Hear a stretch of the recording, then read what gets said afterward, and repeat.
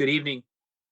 In compliance with Chapter 551 of the Open Meetings Act of the Texas Government Code, I call to order a meeting of the Board of Trustees of the Austin Independent School District for Monday, April 27, 2020 at 5:34 p.m. Pursuant to federal, state, and local mandates and consistent with orders from the governor and the Texas Attorney General regarding open meetings during the COVID-19 pandemic, this meeting is being conducted via video conference and is streaming live on AISD TV, Facebook Live, and Apple TV. It is also being broadcast on cable channel 22 through Spectrum, Grande, Google Fiber TV, and on channel 99 through AT&T Uverse. Closed captioning in English is available on these platforms for the hearing impaired. As always, we are very thankful for the hard work our staff has put in to help us adapt to a remote meeting format. And for those tuning in remotely, we appreciate your patience and support of our work in this virtual setting. We will move to the approval of the agenda. Secretary Ellens, do you have a motion to approve the agenda? So moved. Is there a second? Second. Having a motion by Secretary Ellens and a second by Trustee Ann Teich to approve the agenda, all those in favor, please raise your right hand. The motion passes by all those on the dais. Secretary Ellens, will you please lead us in the Pledge of Allegiance and the pledge to the Texas flag? I will, and we'll be doing English and Spanish for the public. So here we go. I pledge allegiance to the flag of the United States of America and to the republic for which it stands, one nation, Under God, indivisible, with with liberty and justice for all. Juro Juro lealtad a a la bandera de los Estados Unidos de América y a la república que representa una nación bajo Dios, indivisible, con libertad y justicia para todos. honor the The Texas flag. I pledge allegiance to thee, Texas, one state, under God, one and indivisible. indivisible. Te honro, bandera de Texas. Te juro lealtad, Texas, un estado bajo Dios, uno e indivisible.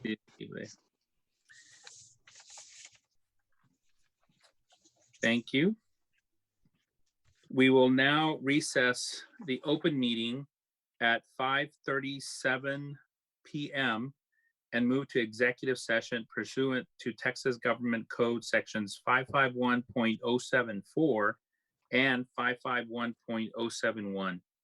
For purposes of this meeting, of this video meeting, the board will now leave this open meeting, which will remain live online, and convene privately in a separate video meeting.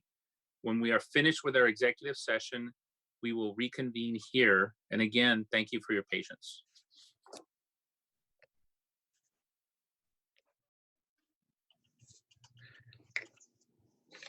Good evening. We will now reconvene the open meeting at 9:10 p.m.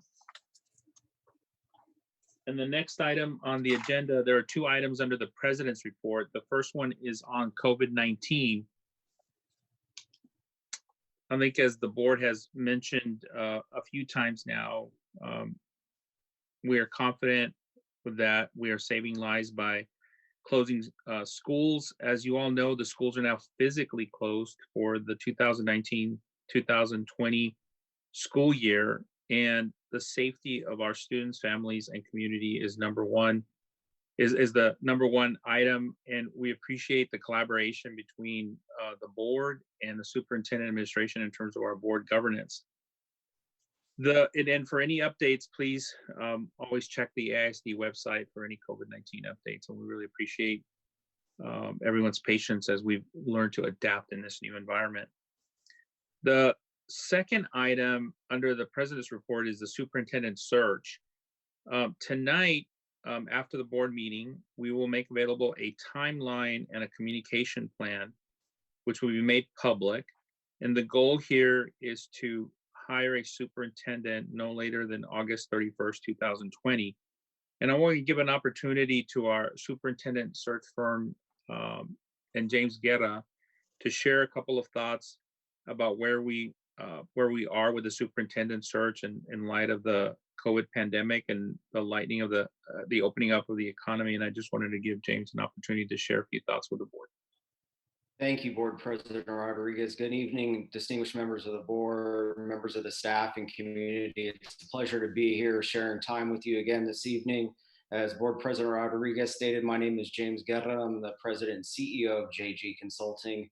And I want to first give a major thank you to the Board of Trustees who have been incredibly thoughtful and mindful of all of the community members, stakeholders, staff, and students as we begin in this process together. There have been more than 90 groups recommended for the executive search team to begin outreach for community stakeholder meetings. So I want everyone to be aware that as a search firm, we will be contacting you by email and by phone to request your participation in these stakeholder meetings.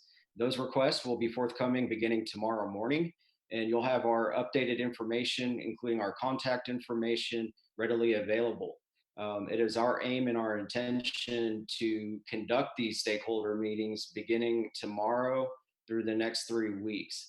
Now, I'd also like to add that it is our aim and our goal to also continue the stakeholder meetings as often as needed beyond the next 3 weeks. So should there be any social distancing lifts during this time in this restrictive period, our hope is that we can engage and meet with you in person at the appropriate time. So just know that we are very mindful and appreciative of your willingness to visit with us. And I want to say thank you in advance because we've had tremendous outpouring of support during this first few weeks of our service to Austin ISD. I want to also go on record and state that there have been even more inbound inquiries, telephone calls, text messages, and emails from candidates who aspire to serve as the next superintendent of schools. So it is critically important that we capitalize on the momentum of this unique opportunity to serve AISD. So for those sitting superintendents who are dialed in this evening and watching, rest assured that the application will be open hopefully within the next few weeks. We look forward to receiving your application materials and providing that level of detail, transparency, and inclusivity to the Board of Trustees as they consider your candidacy to serve Austin ISD. Thank you, James. Trustees, any questions or any additional comments you'd like to make?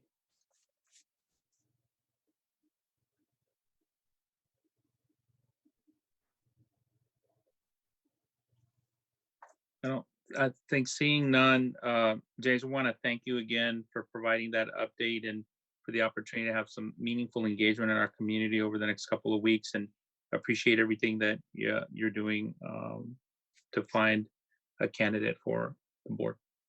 Absolutely. And again, I want to say thank you to everybody for your quick turnaround and providing us with recommendations for the stakeholder meetings. Keep them coming. Just know, community, if you're watching this recording live, and if you happen to watch it as a recording later, know that we will do everything in our power to visit with you in a very meaningful way. So we look forward to the communication and be on the lookout for the invitation to join us virtually, by phone, and in person in the near future. Thanks again. Thank you again, James. Thank you. Trustee Ellens? I just said thank you. Oh, yeah. Sorry. The next item on the agenda is the superintendent's report, and tonight we have 5 items under the superintendent's report. And our first item is recognition of Arab American Heritage Month. Dr. Cruz? Yes, thank you, President Rodriguez and board members. April has been designated National Arab American Heritage Month. But in Austin ISD, we celebrate it every single day as an important part of the rich cultural diversity of our students, our families, and our staff all year long. The Arab American community has a rich history and important cultural influences and numerous contributions to our society. The following video has been compiled by our staff at the district level. We asked families to send images about their about the Arabic heritage and about learning at home.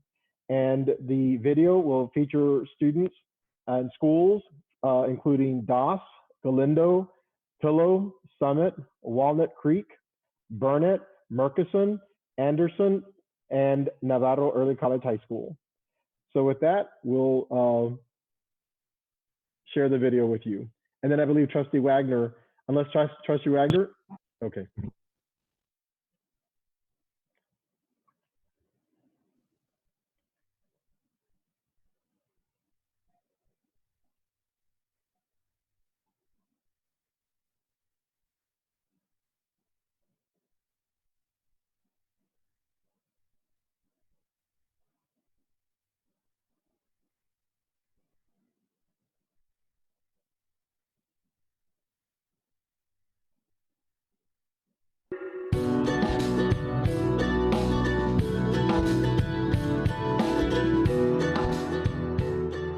Hi guys, I'm going to be talking about Arab American heritage. Number 1, social likable. It's Hassan. I am from Iraq and I'm in 6th grade. I'm from Marcus Middle School. Hi, my name is Mohammed and I'm in 4th grade and I'm from Iraq. Hi, I am Zainab and I am 2nd grade and I'm from Iraq and my school is DOS. Number 2, beautiful. هلا أنا اسمي هارين وأنا جيت من العراق 2018. Hello, my name is Marina Shalish. I came from Iraq 2018. I love my school so much and I miss all of my teachers and friends. But I'm so happy that all my family is safe. Number 3, generous. My name is Muhammad Aloush. My grade is 9. My school is Navarro. I study in home. I'm from Syria. Number 4, funny. Hello, my name is Hassan Mahmoud. I am from Iraq. I'm in 7th grade. I go to Burnett Middle School. And yeah, basically like this is my layer, my little layer. Number 5, respectful. شهر التراث العربي الأمريكي سعيد. نعم. My name is Ahmed Al-Shawish. I'm a 7th grader. I'm in Marcusson Middle School. Marcusson Middle School is very nice and I like it. You miss your friends and teacher. You can talk to them, but not like you see them in real life. Number 6, family origins. Hi, my name is Iman. Hi, my name is Marwan. Hi, my name is Kareem. And we are all from Syria. And we go to Pillow Elementary School.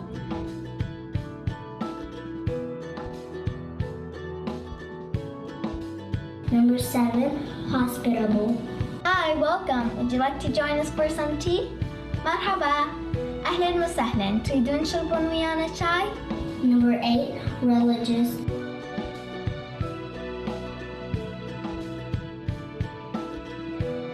And number 9, loyal. Number 10, modest.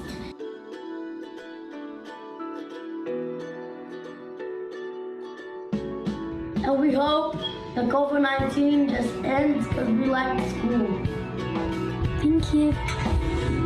Bye. Yeah, it was fun talking to you. Bye.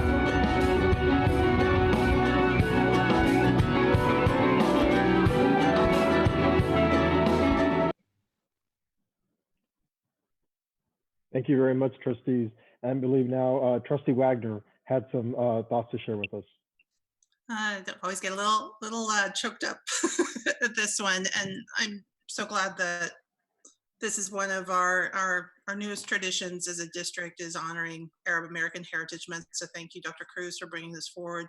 to the board, and thank you to all of our amazing and beautiful Arab American children who contributed to that video and showed us a little piece of your lives. I loved seeing all of you, and I hope you're all doing well.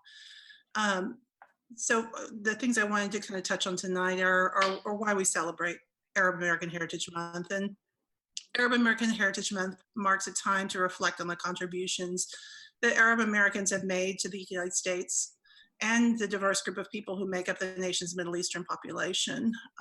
Despite the undeniable cultural, societal, and academic contributions of Arab Americans, we as a group, like many other minorities, still face discrimination and attacks, and we're very often misunderstood still. And so that makes this even more important for us to have this month to recognize Arab Americans. And this month really is a time to tell our stories. It's a time to show our cultural pride to our communities. And the stories that we tell are ones of hardworking, tenacious immigrants, both recent and generational, like my own Syrian father, who came here in search of the American dream. Their stories, a blending of cultures that have become woven into the rich cultural fabric of our nation. Their stories of communities who value generosity and family and learning and respect and hard work. And all too often, Arab Americans are either in our American society invisible or perpetually foreign, no matter how entrenched we are in our American families and culture. So to all our Arab American students and families and staff, we see you, we value you, and you're an important part of what makes this district and our greater Austin community special. Please continue to share your stories and your pride and your heritage.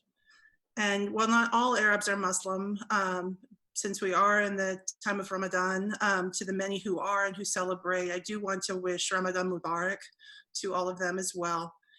And to everyone in our community, I wish you all a time filled with joy and peace and harmony as we navigate together a great deal of challenges right now as a community. Thank you.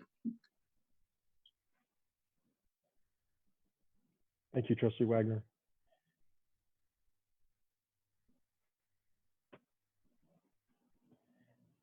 Okay, do you want me to, Geronimo, you're on mute. I'm sorry, I apologize. Thank you, Trustee Wagner. I just wanted to ask if there were any other trustees that wanted to share any comments. Trustee Matthias. It makes my heart sing to see the video that we all just saw. To all of our students and their families who are celebrating Arab American Heritage Month, I just want to say you are an important and beautiful part of the rich mosaic that is Austin, Texas, and we are so glad that you enrich our community as you do. Thank you. Thank you. So thank you, trustees. The next item under the superintendent's report is on Autism Awareness Month. Dr. Cruz.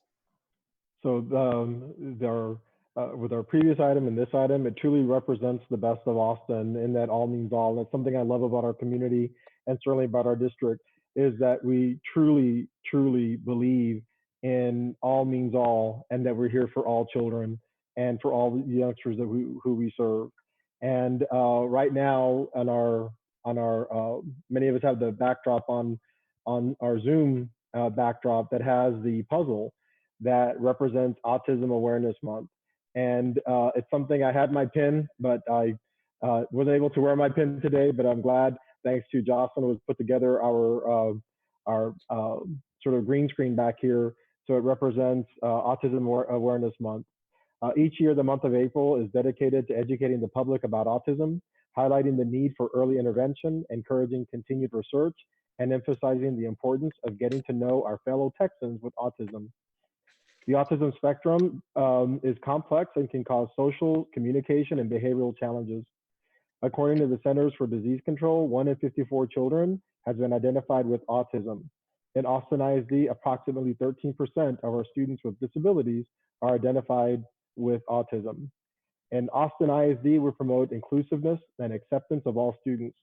Therefore, I encourage all Austin ISD families, community members, and friends to learn more about the challenges and the unique perspectives, and to learn about the gifts of students with autism, and understand their perspectives, the challenges, and recognize that the talents that they bring to the table and how truly wonderful children they are. And really very proud that it is something, again, that we represent in Austin, that all means all, and that we are here for all children. And I know many of us on the board also have a special connection in the area of students with autism. On our next item. Yep. Thank you, Dr. Cruz. The next item is a recognition for School Librarian Appreciation Month. So for libraries are the beating heart of a school community. Students feel warm and loved in a school library. Dr. Cruz, I'm sorry. I had Trustee Tice and Trustee Matthias who had some comments. Sorry about that. I apologize No for. I wanted to add some comments at the behest of a community activist for disability rights who is a parent in our district. It's important to have awareness of autism and all that it entails for students and parents, but it's critical that our society accept our autistic students, adults, and we need to work towards that. We need to work beyond just awareness. And I wanted to add that remark. So appreciate that. Thank you. Thank you, Trustee Tice. Trustee Matthias. Since we're celebrating both Arab American Heritage Month and autism, I just want to tell a brief story. When we visited the United Arab Emirates last year, there was a marketing effort throughout the city to show how it is that our special students, like our students with autism, are especially determined, using that word rather than so many other labels that we apply to them. So I just want to say to the many determined students in our district, keep that spirit that you have. You often have to work harder than other students in order to be able to understand and do certain things. But in the famous words of Winston Churchill, never, never, never, never, never give up. We love you all. Thank you. Trustees, any other comments? And if not, I'm gonna turn it back over to Dr. Cruz. I think this is probably my favorite appreciation tonight, only because librarians had a lot to do with the way I grew up as a migrant farm worker, and they helped provide bookmobiles and book by mail. And it was a big deal in my family to drive 50 miles to go visit a library. So Dr. Cruz. Absolutely. Thank you, President Rodriguez and board members. As a former student in elementary school, as a library aide, and also in high school, I was actually a library aide. So this is something that's special in here I think it's for all of us have that connection. The libraries have changed over time. Libraries are the beating heart of the school community, and that is certainly true today. Students feel warm and loved in the school library. Libraries have changed since you and I were in school. And indeed, given our current reality, everything has changed, and our librarians are living up to the challenges. Libraries are no longer those places where kids are just quiet. It really is a place where students gather to learn, to interact, and socialize information. And I just think it's really a powerful place in a school that really is the heart of a school and a school community, where students are socializing information and exposed to the world of books and so many other treasures. Our libraries have shifted to a modern, physical, lively, and virtual learning commons area with a host of print and digital resources.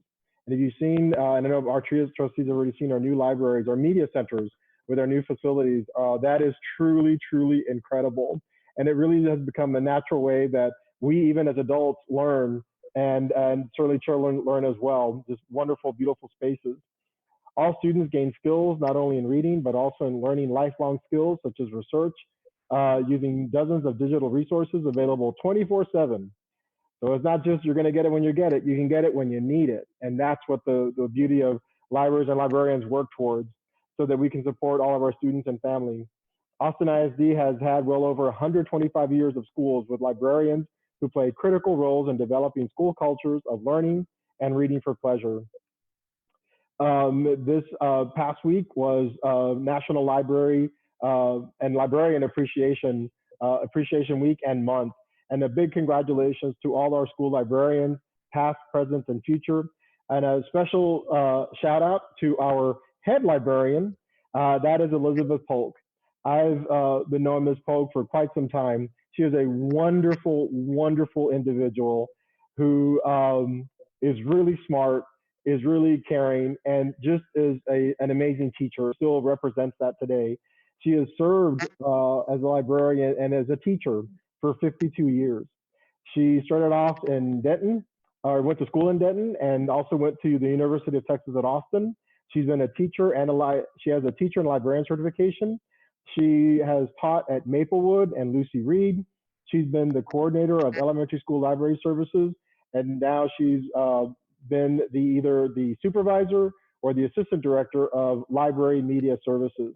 And we're very fortunate to have Elizabeth and all her wealth of knowledge and experiences with us, because she is truly, truly amazing. We also have, so shout out to Ms. Polk. Thank you so much. And to all our librarians, we have a video. So we have a video that features our librarians, a couple of them. One of them is Emily Hirsch. And I know Trustee Tyke has known Ms. Hirsch for quite a while. I've gotten to know Ms. Hirsch through her library. She's an amazing, amazing librarian.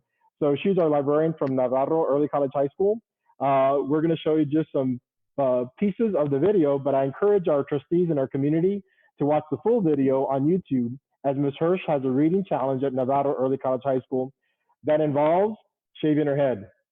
Okay, I didn't go there, but you know, hey, librarians are all in, right? So, but we're going to have her in the video. We also have Ms. Anderson from Becker.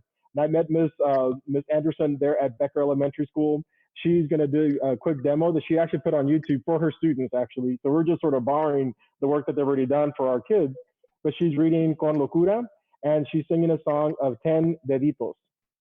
So with that, we're going to show you a brief video.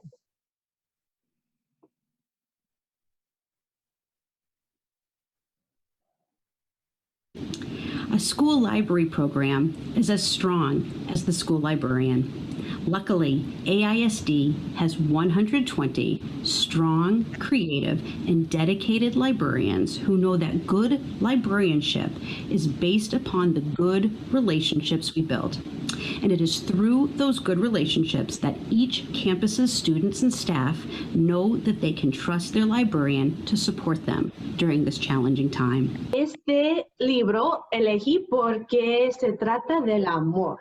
Y yo les amo mucho, yo les quiero mucho, les echo de menos también muchísimo. Entonces quise leer este libro con ustedes para recordarles que aquí estamos juntos en la computadora leyendo con amor, aunque no estamos juntos, ¿verdad? 1, 2, 3 deditos, 4, 5, 6 deditos, 7, 8, 9 deditos y uno más son 10. Excelente. Bueno, chicos, yo les quiero con locura un montón. Un abrazo virtual. Besitos. So a big thanks to Ms. Hirsch and Ms. Anderson for sharing their talents with us. I know now we're all going to have the Dos Diez Deditos song in our minds the entire meeting now, right? It's one of those that's going to play again and again and again. But it's just amazing to represent the best of Austin ISD. And a big virtual hug. Where am I on the screen here? I don't know, I can't make out the technology. Virtual hug to all of our amazing librarians and librarian assistants as well. Thank you. I encourage everybody to watch the video, because they're full videos, but I encourage everybody it's on YouTube. We actually sent y'all links, I think, too. Trustee Tice had her hand up. So Librarians Rock, and I had the pleasure today of doing a book distribution in addition to the food distribution at Navarro Early College High School. And assisting in my corner was Stephanie Leslie, who is assistant librarian at Navarro. And she, in addition to helping pass out books, she and Ms. Hirsch had collected pads for ladies. and we pass those out too. And so librarians do everything, everything. Also want to give a shout out to Louis Malfaro, who spent $600 of his own money, and he would love to have, some help with that, buying books to distribute to the 500 plus families that came through Navarro today. So this is a wonderful experience or a wonderful time to recognize librarians, but also the books that are so important to our kids' literacy. So big shout out to AISD librarians. We appreciate you. Thank you, Trustee Tithe. Trustee Mathias? Paraphrase the second librarian, besitos to all of our librarians throughout the district as a bibliophile. I love y'all and appreciate y'all. Thank you. Thank you. Trustee Ashe? Oh, you're on mute. Sorry about that. I just wanted to say, as a mom, even more so than a trustee right now, a librarian and our books have been another great way. We've been battling some of our social emotional stuff going on. It's been a great way to escape. I have a lot of Harry Potter running around my house right now, and lots of wands and all kinds of fun things. And I attribute that to the wonderful librarians that my children have had and their help in helping my children find their interests. And I know that that's almost a lost art as we move into these media centers and holding a physical book and doing those things. And I, at the same time, so appreciative of our librarians who've been sending out the Austin Public Library passwords to all of our students who have that ability to access those books online if they can't get the physical book in their hands. So thank you to all of those librarians for sparking imagination, for bringing a really great way to escape some of the monotony in our house. Really, really appreciate you. Thank you. If there, I don't see any other hands raised. The next item, Dr. Cruz, is a report on COVID-19. Absolutely. Thank you, President Rodriguez and board members. So it's great to have the recognitions that represent, I think, the best to Austin. And again, a big shout out to all of our librarians and librarian assistants for a former elementary school student librarian at Lost Beach Elementary School in Robstown, Texas. Goes back a few years ago, right? Or at least 100 years ago for me, back in Robstown. But as our COVID report, I just want to lift up some key data points that we've come to share with the board that just represent some of the things that are going on with respect to how we're serving students and families in response to COVID-19. So our update, as you all know, we have a crisis fund that was set up by the Austin Ed Fund. So far, it's raised from 430 generous donors, $782,000. The funds have supported meal services, telehealth, technology, and remote learning, translation and interpretation, and teacher support. Currently, we're exploring expanding our meal services to include caregivers as well. We're still hoping to raise funds for this. We'll need around a little over $1.6 million to be able to provide the meals in May and in June. We do want to thank CJ Zhao and the Austin Chinese American Network for donating several hundred masks and face shields for our transportation employees to use while delivering food and food during their routes. We also want to thank People's RX for their generous donation of hand sanitizer. Thank you all for that support in that effort. As far as meals, weekend meal distribution returned the Friday, April 24th. Austin adults can pick up 6 meals for each child in their household. It'll go from Friday, Saturday, and Sunday. The number of meals served to date is over 411,000 meals served. Last week, we served over 78,000 meals alone. For technology, 15,000 Chromebooks were sent for delivery. 7,000 Chromebooks are still in the queue to be delivered. We have our Learning at Home website, have about 10,000 users. That's the website that is optional and is there for parents or for students. That's in addition to what teachers are already doing in their classroom to provide their specific lessons and learning opportunities for their students. As far as bus Wi-Fi, we have 25 locations, up from 20, and we hope to do more. Facility and site accessibility, as of today, and it was going to be today at 7, All Austin ISD tracks, fields, and courts, including tennis courts, football fields, basketball courts, and play fields, will be accessible to our community. Playgrounds, however, are not. They're still closed to protect the community from the spread of COVID-19. When individuals, our community members, and our parents and our students are at our different sites, social distancing on all district grounds is still required. And access to playground, we're going to continue to evaluate on how we're going to proceed with that, but for right now, they're still closed. And of course, we're monitoring this as far as having that as a safety issue, and we'll be working with the health department to determine when it should become available. And that concludes our COVID-19 update. Thank you, Dr. Cruz. Trustee Ellens had a question. Yes, thank you, Dr. Cruz. So much great work is still happening, and we're learning about it every day. And I wanted to thank you personally for starting the food distribution at Oak Hill Elementary for our Southwest families who were having difficulty accessing most of the other sites. So this started today. Really appreciate that work and that recognition of the need. I also wanted to, the other thing we're hearing about, and so maybe in next week you could let us know something. One of the immediate needs right now are really our seniors in the transition space of moving from the K through 12 environment into whether it's college, career, life, and our counselors have generally played such an important role in that work. And so I'm wondering what's happening. I think there is some good work happening, but if you could help us know what that is so that we could direct our folks to those resources, it could be very helpful. I think our juniors also, this is kind of a prime time for our juniors who are thinking about what the next steps would be. And now and what I'm hearing is they're feeling a little bit lost and could use a little more guidance at this time. So I know y'all are doing some great stuff, so I'm just asking that you bring it forward a little bit. Thank you. Thank you. Let's see. I think that's the only question I have. So the next item, the last item under the superintendent's report is on the financial implications of COVID-19 in the FY 2020-21 preliminary budget. Dr. Cruz. So thank you, President Rodriguez and board members. As I'm setting this one up, Jacob, if you can go ahead and set up the PowerPoint. We're going to have our Chief of Business and Operations, Nicole Conley, will present the fiscal conditions, financial conditions, and our considerations in preparing this preliminary budget.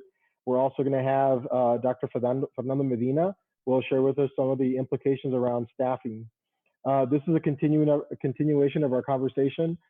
We began these conversations actually internally around August of this current school year, but last semester. We've had board presentations on January 13th and February 24th.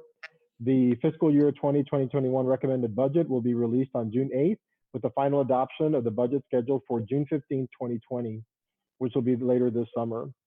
So, it's something that I know this board has been very much demonstrated some strong leadership in making sure that we are serving our students well, while making sure that we are being responsible with the resources that the community provides for us. Overall, our bond rating, we still have the highest bond ratings. Our fund balance, our board approved 20% operating expenditures and fund balance. We've stayed true to that, always have been in compliance with board policy.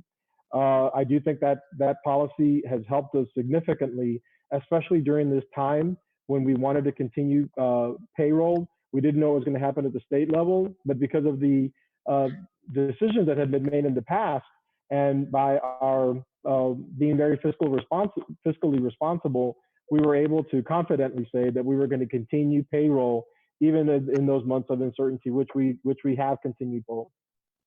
Our proposed budgets, we were looking at new investments to address equity and to close achievement gaps.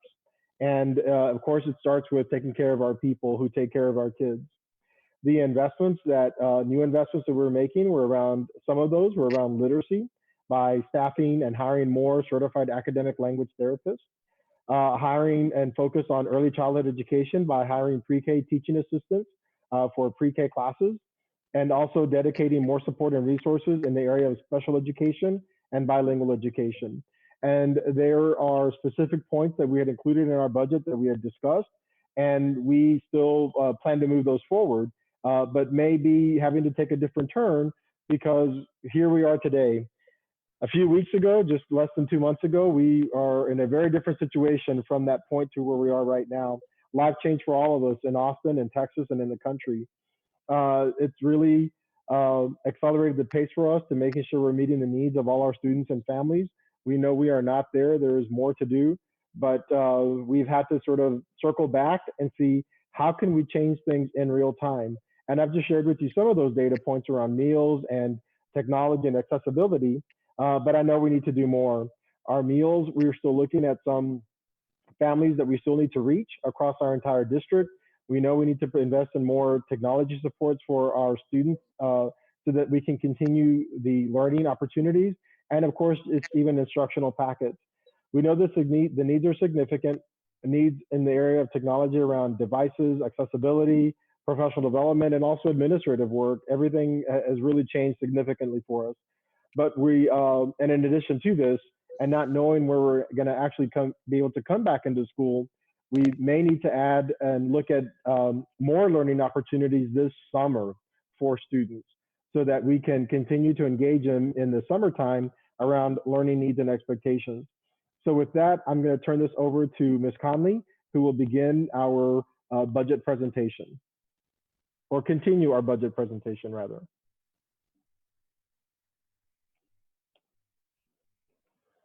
And Nicole, you might be on mute. Yes, good, There you good. go. Thank you. I'm trying to, all right, there's my video. All right. So so good evening, trustees. Nicole Conley, Chief of Business and Operations for the district.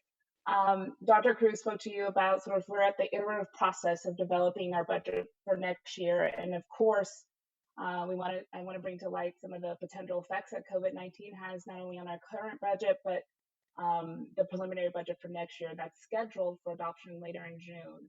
I know that we're all well aware of the difficult sort of financial fallout from COVID, from this pandemic.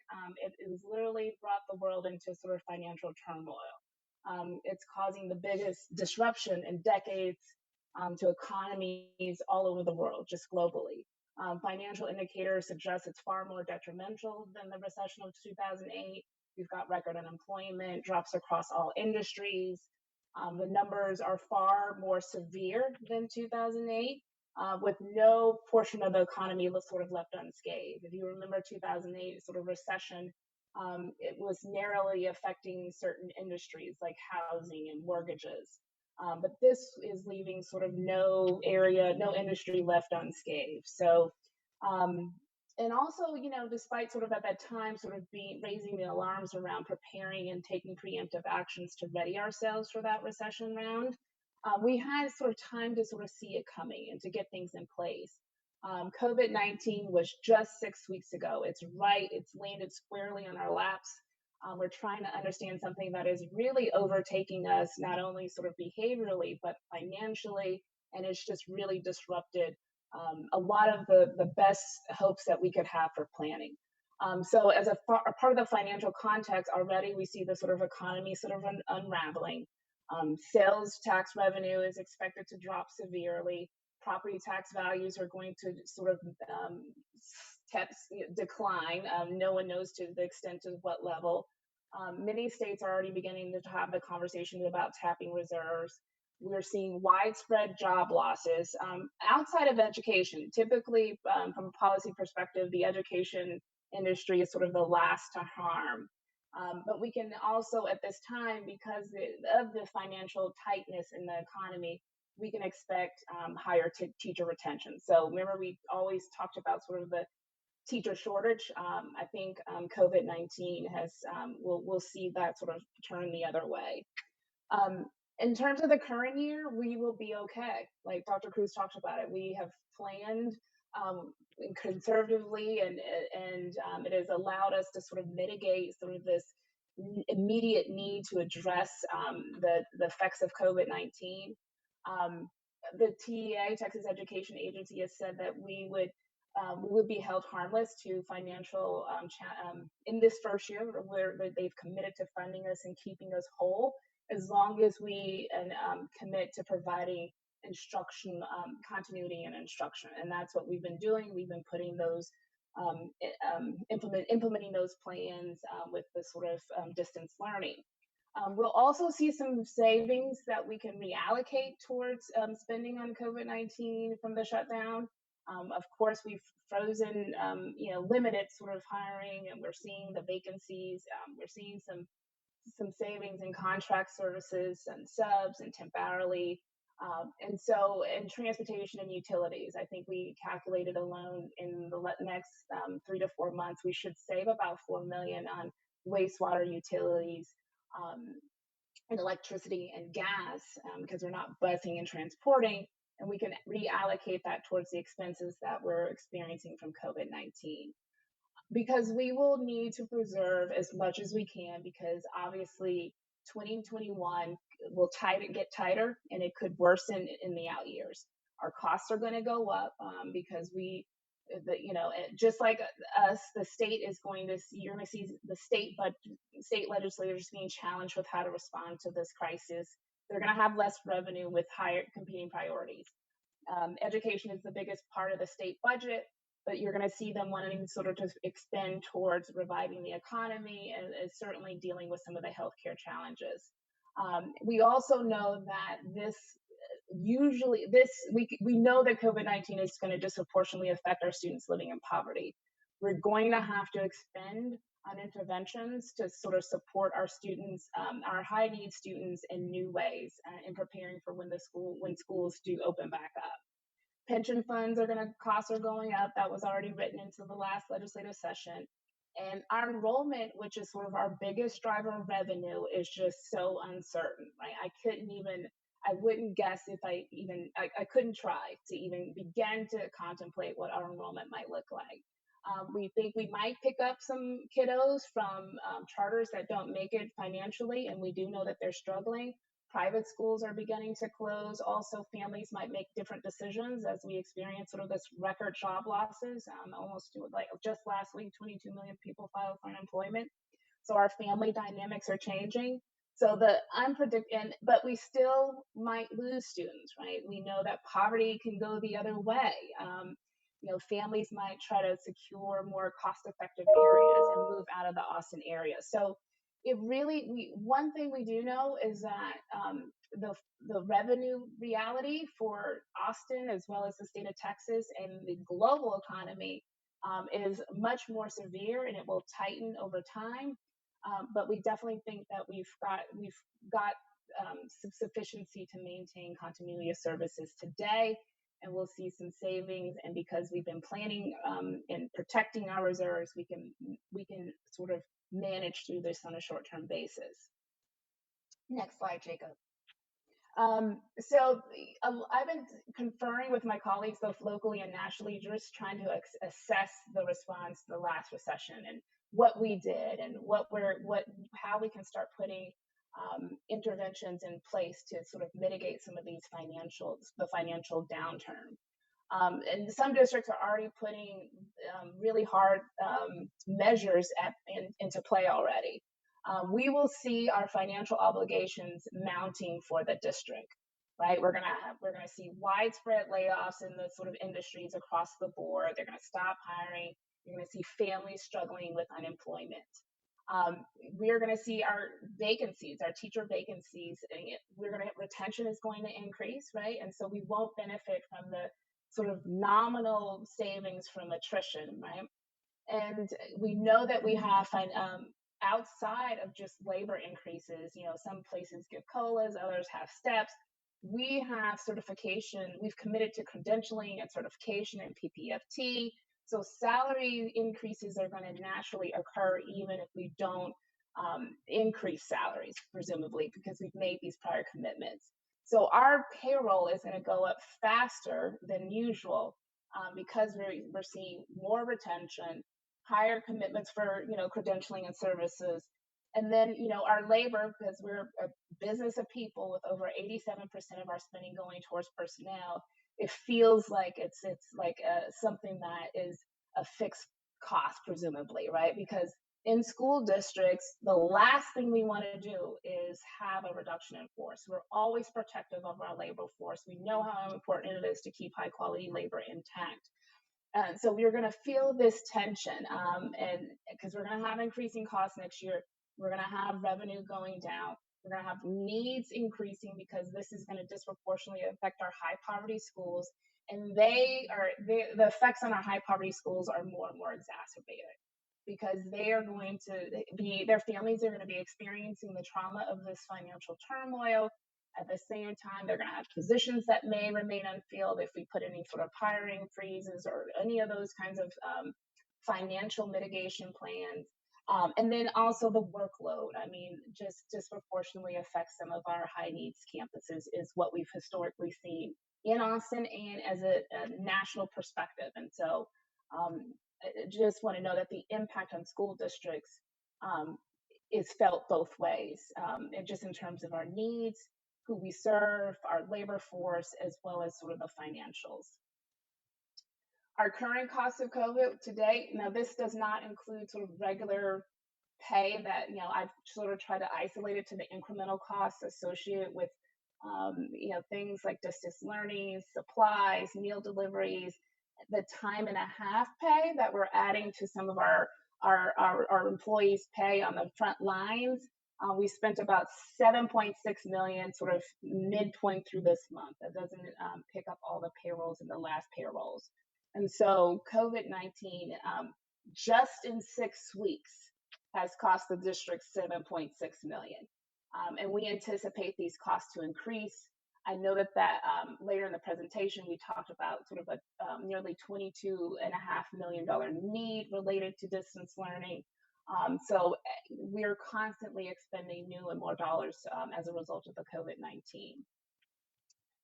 You know, the comptroller, while he has, you know, normally he would have given us just in speaking towards the state's condition, normally we would have had a revenue projection from the comptroller. We could start sort of understanding where the state's going to end up at the end of its fiscal term. But on April 6th, the comptroller Hager said, we are in a recession. We just don't know how far reaching it is. Texas is being hit with not only COVID-19, but losses in sales tax and oil and gas revenue. Then never have we seen sort of the price of fuel hit these lows, way below sort of the $20-25 a barrel in the last recession in 2008. Some speculate that the state could be short billions, and the billions ranges from anywhere from 3 billion to 7 billion. And some have said the 7 billion could be low, right? And just to give you context, when the state made unprecedented cuts to public ed in 2011, it was a $5.4 billion cut. So we're talking the potential of seeing less revenue on the state to sort of pay for public education. And so they're going to be seeing increased costs, less revenue.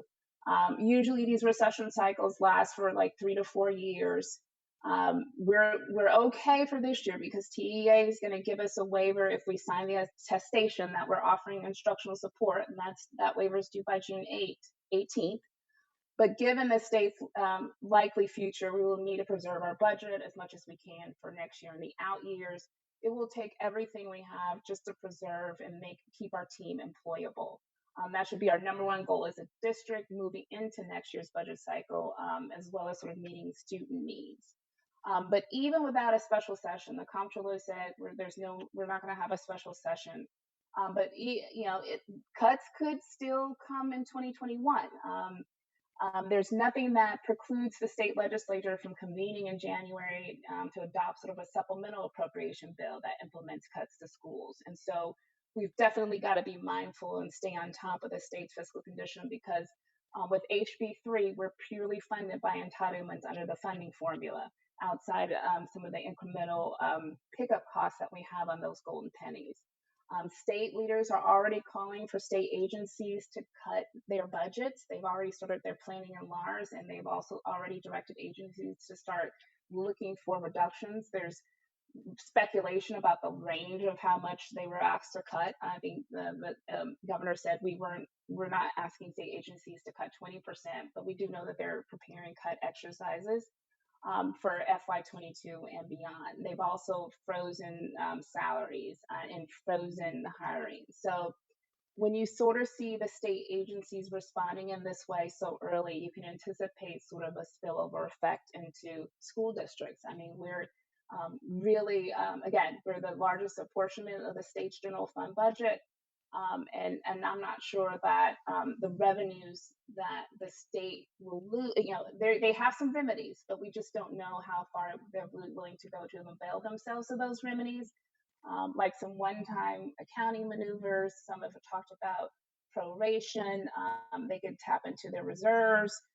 Again, that might buy us a year's worth of time, but maybe not both years of the biennium. So it's still unpredictable as to how the state is going to respond to this.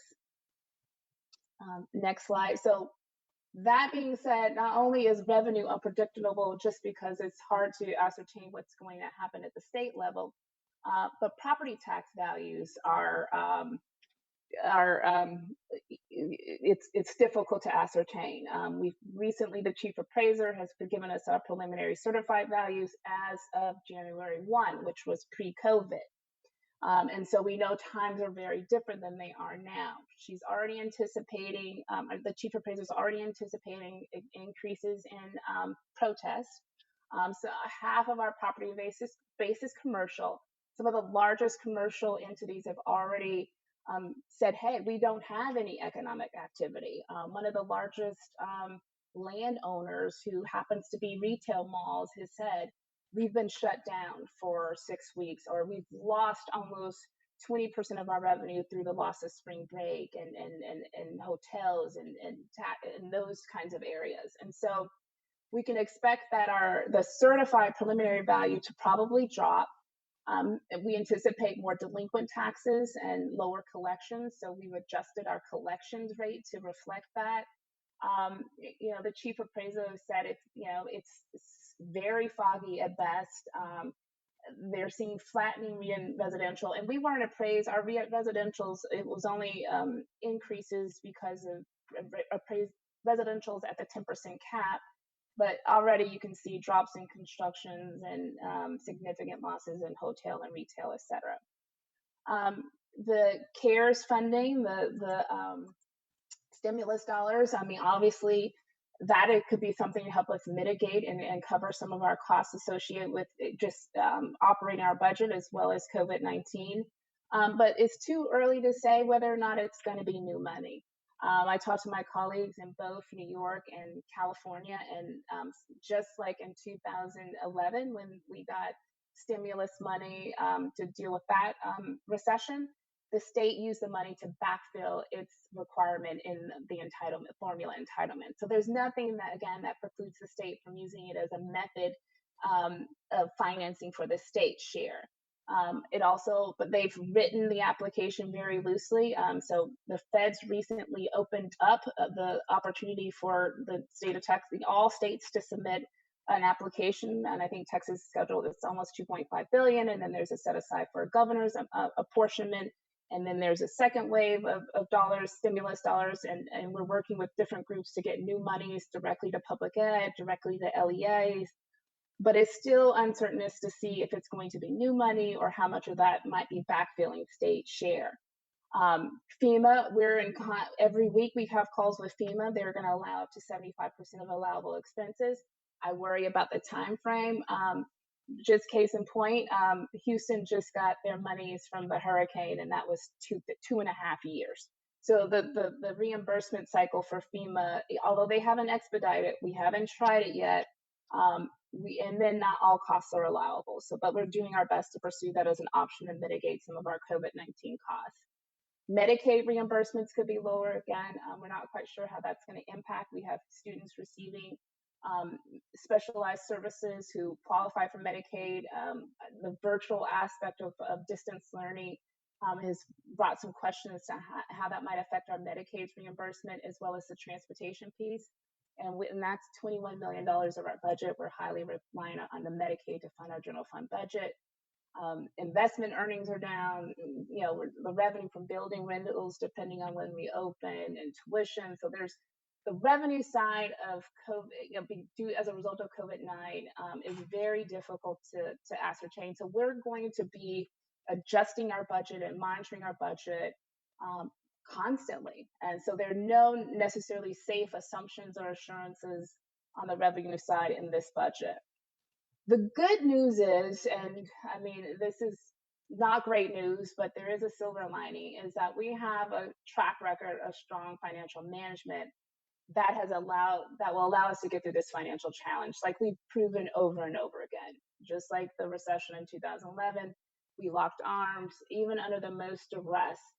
We make and implement tough decisions with finesse and grace. I've seen our school leadership come together, and we have really centered and honed in on what our financial goals are, and we've been able to maneuver it in a way that has not taken the bottom out of the district. I mean, no CFO worth their salt is going to say I pray every day that I never have to do another reduction in force, which is why I'm careful about and are really pushing on us all to be mindful of the hiring that we make, so that we don't necessarily have to sort of, when if the state does take a severe action, that we have some time, and that we're not overcommitting ourselves unnecessarily, only to sort of have to go to sort of those draconian actions that are really disruptive and cause trauma throughout the system, like a reduction in force.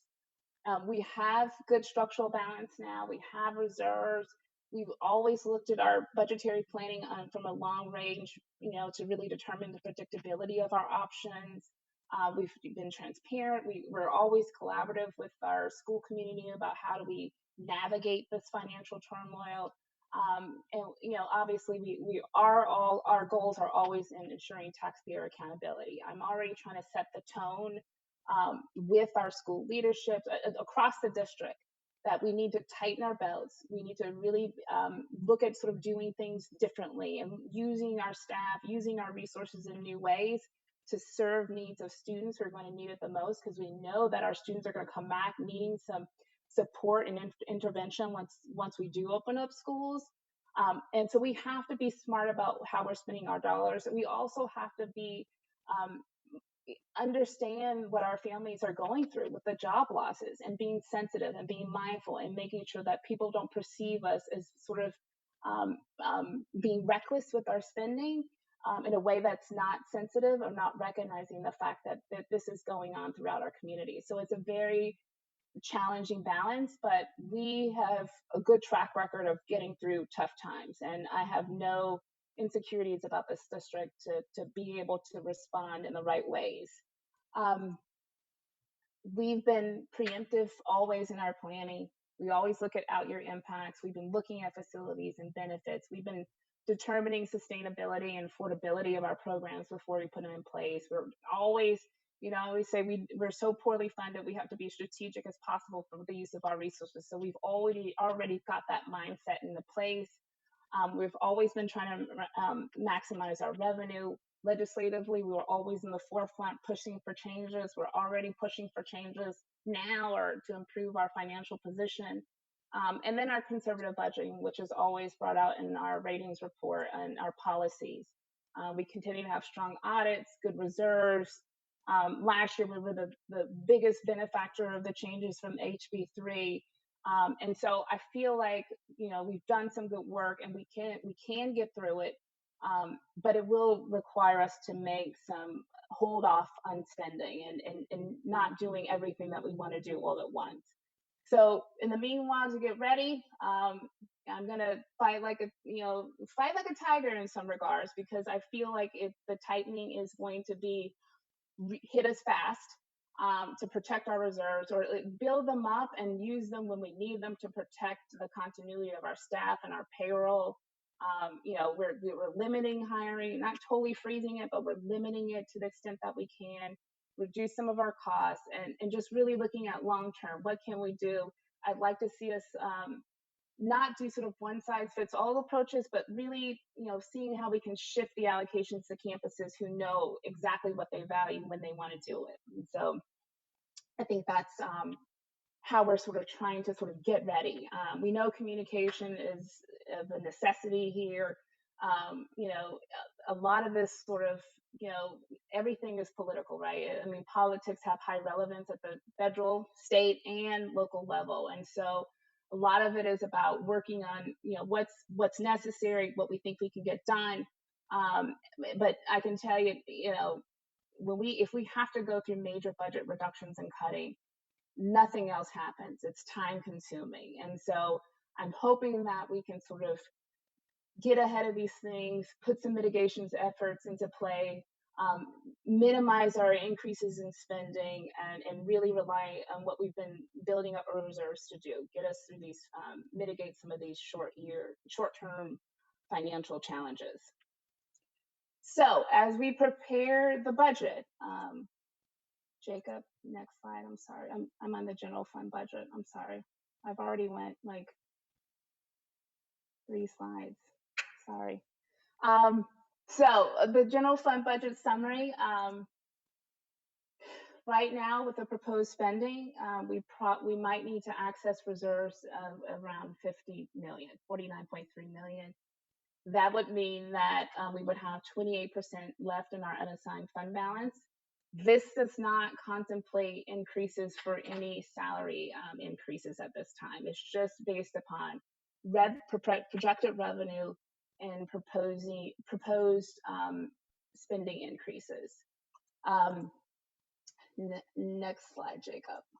Right. So when you break it down, we've got about 56 million in new spending increase on top. So that takes us from when we adopted the budget in 2020 to 2021 adopted budget, and that necessitates almost 56 million in new funds, right, that we would need to reappropriate. We've got about 17 million in potential savings, and those savings we've initially identified earlier. We are looking at these potential reinvestments to see whether or not we're going to actualize them post COVID-19. So we're going to be constantly monitoring the budget and updating it monthly. But this is where we're at with, no real sense, not even from federal state leaders, as to what we can actually plan for in revenue. So we're assuming that we're going to have the sort of same level of revenue, same level of enrollment, which is, we've already talked about the potential fluctuation in enrollment. Next slide. So we've got the preliminary budget sort of down to sort of one slide. I remember we kind of had like 3 previous slides of various initiatives and line items that we want to fund. Because of the uncertainty with COVID-19 and the need, we know that kids are going to come to the district when we reopen with new needs. Not even when we reopen. Right now, we have new needs in the district that we have to realign our plans to be commensurate with what we need to do to get through sort of to manage our operational needs post COVID-19. So there's about 19.5 million, 19.46 million, what we're calling required budgetary increases. And we had talked about these previously. We kind of call them statutorily mandated, or tier 1, but we're rolling everything up. The biggest increases are associated, about 7.3 million associated with special ed staffing. And that's the staffing needs that we've been talking about year long since we adopted the budget in 2020 to meet IEPs. I know Dr. Goodenow has spoken with you several times. And so this is just the budgetary impact of all that special ed staffing and needs. Non-public school placements, the next biggest chunk, we've got the new Southwest Elementary School coming online, so we budgeted for that. And then just campus allocations. We're probably going to add, this is on the low, 108. Dr. Medina has indicated it's probably more. This is just campus BTOs that we just rolled out, and there was a projected almost 2,000 plus change in student variables that we haven't necessarily, we don't know how the ADA is going to shake out, but these are part of the BTO discussions that campuses have committed to. And so that's necessitating a baseline increase of about 19 million from when we adopted the budget last year. There's 4.5 million that we're saying mandatory set aside. You remember we had almost 3 million set aside for HB3 compliance with full day pre-K, and we were going to hire almost 150 aides for the ratios. I've asked us to set up, can we just, and then read by 3, I was just thinking, can we bucket that money and really ask the state, you know, how can we be compliant with HB3 and not necessarily hire, you know, new staff. Let's kind of see what we need and set aside this money and wait for more guidance from TEA. Again, I'm trying to make sure that we're not adding 3 to sort of 500 more FTEs to the district. And then later we kind of try to figure out how do we unscramble or how do we maneuver through a potential cuts down the road. And so it's sort of like let's set aside what we need and spend as we need it and ask the questions and make sure that we're satisfying the needs that are sort of cropped up as a result of COVID-19 versus other needs that we had planned. And I know that's a awful thing to sort of say, but we've got to be mindful. I do think that strategically we were on the right spot with some of our initial investments, but now I think we need to relook at that to see where we need to invest now. How do we sort of spend on what we need, but also recognizing the fact that 1 to 2 years out, we could maybe see some cuts from the state. It's likely that we'll get some reductions from the state. If you recall, when HB3 was put into place, many questioned the state's ability to sustain the increases in HB3, the 11.6 billion that was put in, and how they were going to sort of pay down the property tax caps. And so now you've got COVID-19 layered into that and record drops in oil and gas. I don't think the state of Texas has ever seen the cost of oil be so low. And so the state's responses to that is so unknown, and it could be the level of gap could be so far that I don't know that public ed will come out unharmed, right? And so that's what the big speculation is can the state actually sustain COVID-19 without making cuts to public education? And we're the last frontier in terms of cuts. But we do know, again, there's precedence for that. If you look back in 2008 recession, they cut 5.4 billion. Some are saying the state could be short, 3 to 7 billion, 7 billion. Who knows whether or not that has any, right now it's all speculative. So I'm trying to sort of spend wisely, spend what we need, but not, our spending has changed. We've got 2 million set aside just for those priority things that, all the line items that we had before, and it's just sort of seeing where the needs are, what are the highest needs. We talked about spending for calls, spending for increasing our dual language capacity. Right now we're going to see what it looks like. We don't know if when we reopen schools, we're going to have extended year, extended day. We might have AM schedules, PM schedules. I mean, there's a big, sort of potential for things to change substantially. Jacob, I wasn't ready. And then the biggest pot is 22 million. I know he's trying to hurry me along. 22 million from COVID-19. And these slides are later in our presentation, mainly with hardware and getting sort of hotspots to kids and some instructional design coaches. Really that's for the distance learning, the personalized learning. So we're increasing our proposed spend of about 56 million. Okay, now you can go to the next slide, Jacob. The board by law has to adopt the budget by function. And so when you look at sort of the 1.475 billion, right, or I'm just going to round it to 1.5 billion expenditure budget on the general fund side that we're planning for, as we're proposing as preliminary 42% is going to go to recapture. Recapture is still in law; it's our requirement.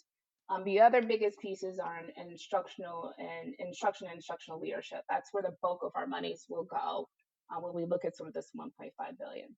Next slide.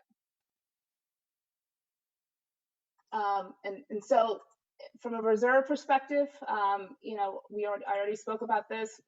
The plan would be able to use almost 50 million in reserves. Again, this doesn't include any kind of proposed salary increases outside of what we've committed to, and things like PPFT and some of our credentialing and teacher, you know, some of our teaching programs that pay our teaching professionals for their deepening their skills. You know, and so that additional consideration would put pressure on what we're already proposing today. But we do have 10 million that we've set aside. That's just kind of unmarked at this time, but we don't know what need is going to be imminent first. And we'll be at a 28% level for our reserves. So I think if you use that 50 million over 3 years, it might be difficult if we're going to a session where we get 2 years of cuts and sort of after 21, if we go 2022, if we go FY22, FY23, you'll see obviously us pressing upon our reserve policies, which is why I think it's important for us to kind of spend as you need, not necessarily make obligations and commitments that we can't undo in a way that allows us to do it in a sort of you know, time. Like I always say, the fund balance kind of buys us time to put interventions in place, and I think this is what we've done with building up our reserves safely. This year, I think we might be able to add to our reserves, right? And so we could buy ourselves a little more time. But just, you know, you always have to keep in mind that payroll, and many times it's a recurring cost. You know, I remember I showed you the slide. It feels like a fixed cost for school districts because we're always protecting our personnel and we want to keep everybody employable. And we don't want to, I mean, for us, cutting jobs is sort of the last frontier. Again, it becomes everything you do when you do it in a school district. And so I just want us to make, you know, so we are prioritizing our employees, the employability of our employees. I think that should be our goal. I think that we need to sort of hold on putting additional pressures on new budgetary needs and requests outside of what we know we have to do for our students and family as a result of post-COVID-19. I think that we're in a good place to sort of weather through this storm again. I mean, we've always handled these things with great and impressive finesse. Our school leaders really know they come together on these things. But you know, I think that it will require us to sort of make some tough decisions and say no to some things that we normally would have liked to consider, because we just don't know what the state's reaction is going to be to something that we know is probably the worst recession in decades. And so that those concludes my slides. And just know that I feel confident in our staff and our instructional leadership, and I know that we will make the right decisions to minimize the impact on our students' harm, you know, and as well as our staff and employees. But it will mean that we'll probably have to deliver support in different ways. Thank you.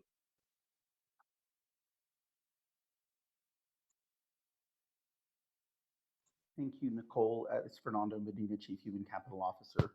So you heard Ms. Conley talk about that we have no real sense of what the dollars are going to mean.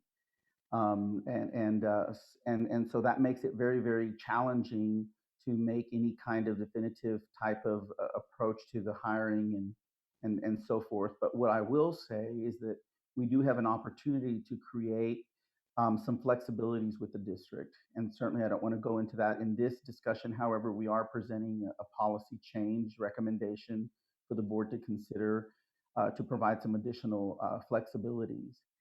Before I go over these next few slides, I will say that I think we do have an opportunity to learn from the past in terms of how we have approached salary schedules, how we've approached hiring, certainly this last fall, and our experiences with the significant number of vacancies that we had in our district, and how the decisions that we make today will affect what we will experience and our campuses will experience in the fall. So I think it's important that the messaging for us be very clear for those of individuals who are considering coming to our district, because right now they're hearing that we are in a hiring freeze, when in actuality the hiring freeze is at the central level, and we're continuing to move forward with hiring at the campus level. So all of this are things that we're hearing externally, and I want to be really for all of us to work together to ensure that we are still staffing our campuses. And we know that we have existing vacancies that we've experienced this year, and we know that those will continue into this coming year. So I do want to say that. The other piece that I do want to say, because of the uncertainty that Ms. Conley talked about, just not having a real sense of where we'll be with dollars, it's really hard when you don't have an end goal in terms of, are we trying to reach a particular dollar amount and not knowing really what's going to happen in the following couple of years. One thing we do know is that we did, as a reminder to our public and to the board, is that we did significantly reduce the amount of substitute usage. We did significantly reduce the amount of our temp hourly usage during the last month, and will continue throughout this semester. We did suspend and are suspending central level hiring for this year, and we're being very critical about the hires that we make in the coming year, for the coming year. We are currently reassigning existing staff to support what I'm calling emerging needs.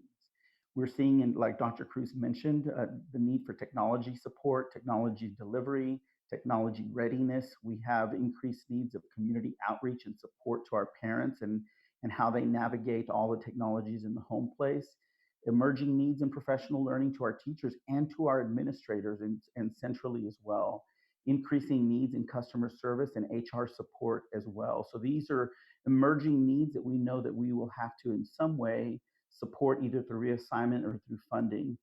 But again, hiring at the campus level is continuing, and I want to be sure that our public and it does hear that. But in terms of long term, I think we need to create some flexibilities in policy and practice.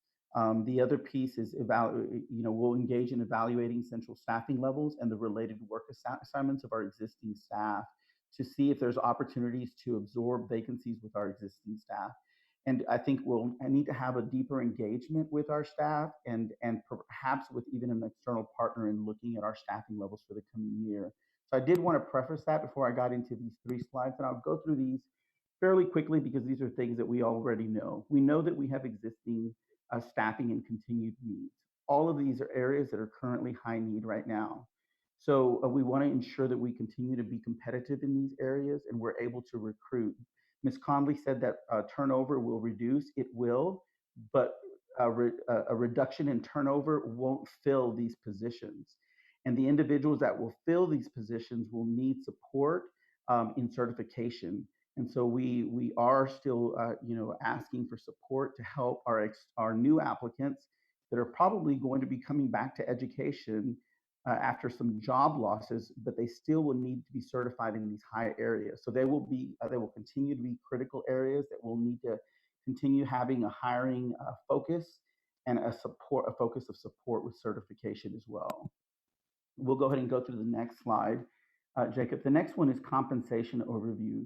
We know that lessons from the past, again, right, is there were decisions made during last recessions that significantly impacted our teacher and librarian hiring schedules, which I've spoken to the board over time about the need to address that. And depending on how we handle this recession, will either improve or perhaps worsen those decisions that were made in the past for whatever reason, respectfully, that were made in the past.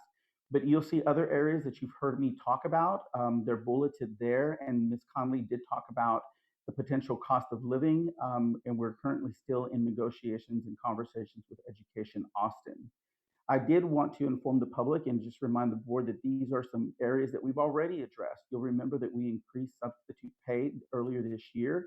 We also put in place a substitute compensation plan to compensate our teachers moving forward for substituting in the classroom or in the absence of a teacher being out.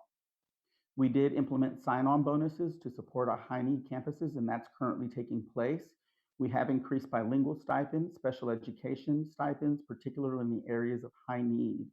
And as well, we did implement the administrative professional salary schedule, which it continues to be implemented. You'll remember that the first implementation will be March, and it would continue in March, April, and May for us to continue rolling that out.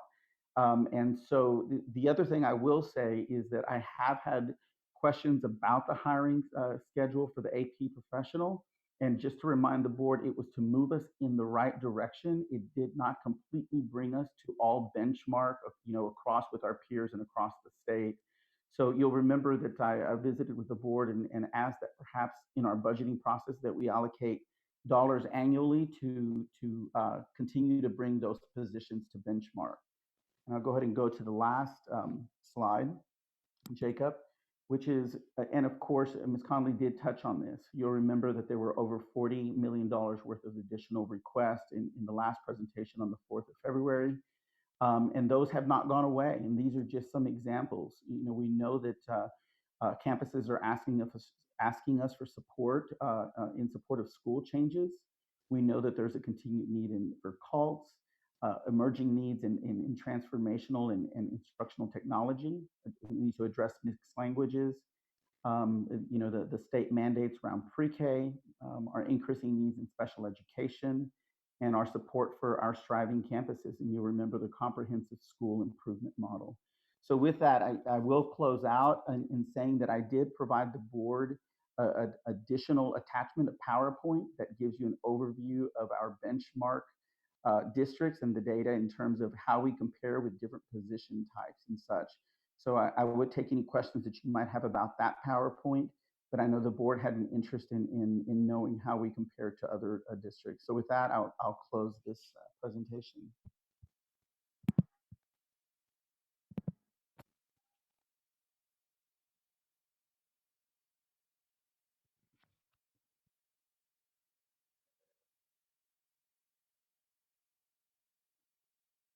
Dr. Cruz, are we ready for questions? Yeah, well, we have these last two items, but if Kevin isn't on, I'm sorry. I can go ahead and go through these unless he's come on. I'm here. All right, there you go. All right, go ahead, Kevin. Fantastic. So just wanted to know and point back to Nicole Conley's comment that all crystal balls are foggy right now. But what we do know is the things that we believed in going into this crisis, which is that we wanted to evolve towards a more blended and personalized learning experience for our students. And we know that whatever course we need to take in the fall and years beyond, it's going to involve some components of blended and personalized learning. Blended is a hybrid of online and face-to-face instruction, and then personalized means meeting each learner where they are. So these things are elements that we brought forward before: standards-based grading, the 6 C's, formative assessments, things that really focus on what really matters to students, and then allows us to tailor, a teacher to tailor learning experiences that move them along in their learning progression. This crisis has accelerated the need to move to this and prepare for this in a much quicker way than we might have chosen. But nonetheless, we have a need to ensure that every child has a mobile computer and access to the internet. These are no longer nice things to have, but they're crucial things for social emotional learning, for learning, for well-being, and just to sort of conduct business. These investments that we described will help us to be in a position to help students no matter what outcome we were faced with in the fall and years coming forward. The next slide has some general funding commitments that we're looking for to make this happen. So there's definitely needs to be some shifting in professional learning and really some focused shift in terms of the tech design coaches and how they help teachers to make this transformative technology really work. You may know that right now through a series of grants and our own investments, we have about 25 coaches. We intend to at least double that commitment for coaches. Teachers will continue to need to learn new tools and new techniques to meet students where they are. And they've also taken a conservative look at what it will take to fund a one-to-one computer initiative throughout all of our grade levels. Everyone's quite aware that we've done this for several grade levels already, grades 8 through 12, through a variety of grants and our own bond funding. The gap there is what it takes to replace those computers going forward. And so you see sort of an investment to get us to that point, and then what it takes to maintain those commitments over the 3 years. There's also a column there that says private LTE internet. This would be the district providing an internet service in a wireless mode across a region of our city where our kids are most underserved and have the least access to the internet, so that we could provide a service to them without relying on carriers like the traditional Sprint, AT&T, and so forth. This would allow us to deliver that to the students that we need to deliver it to. So we're trying to move forward with those commitments. The devices that we have, obviously we have several computers we've sent out to students, 15,000 of them so far since spring break. But we know that those computers, many of them were close to end of life already. And so preparing for a commitment of computers that are within their useful lifespan is where these dollars derive from. And it takes into account the funding sources we already know. For example, we already know we have money to replace the computers in high school when one-to-one, but we didn't commit to that level of funding in the 2017 bond. So this is the stopgap funding for those measures.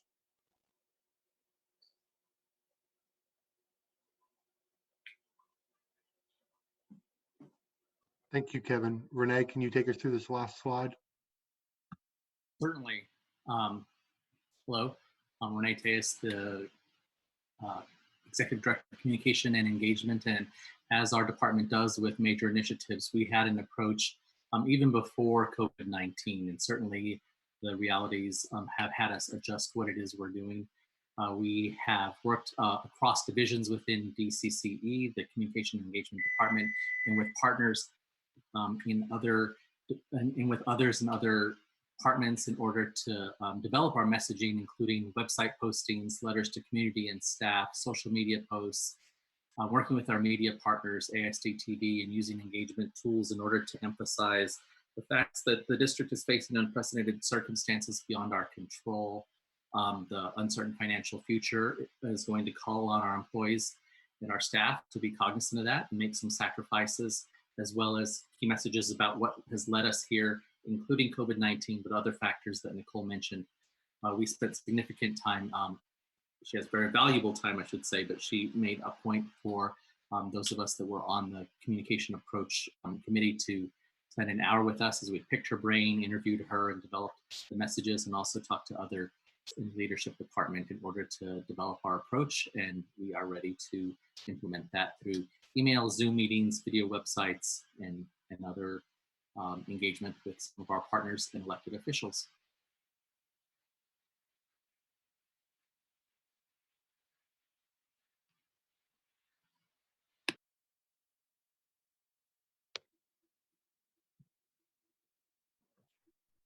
Thank you, Renee, and Nicole, Fernando, and Kevin. That concludes our presentation.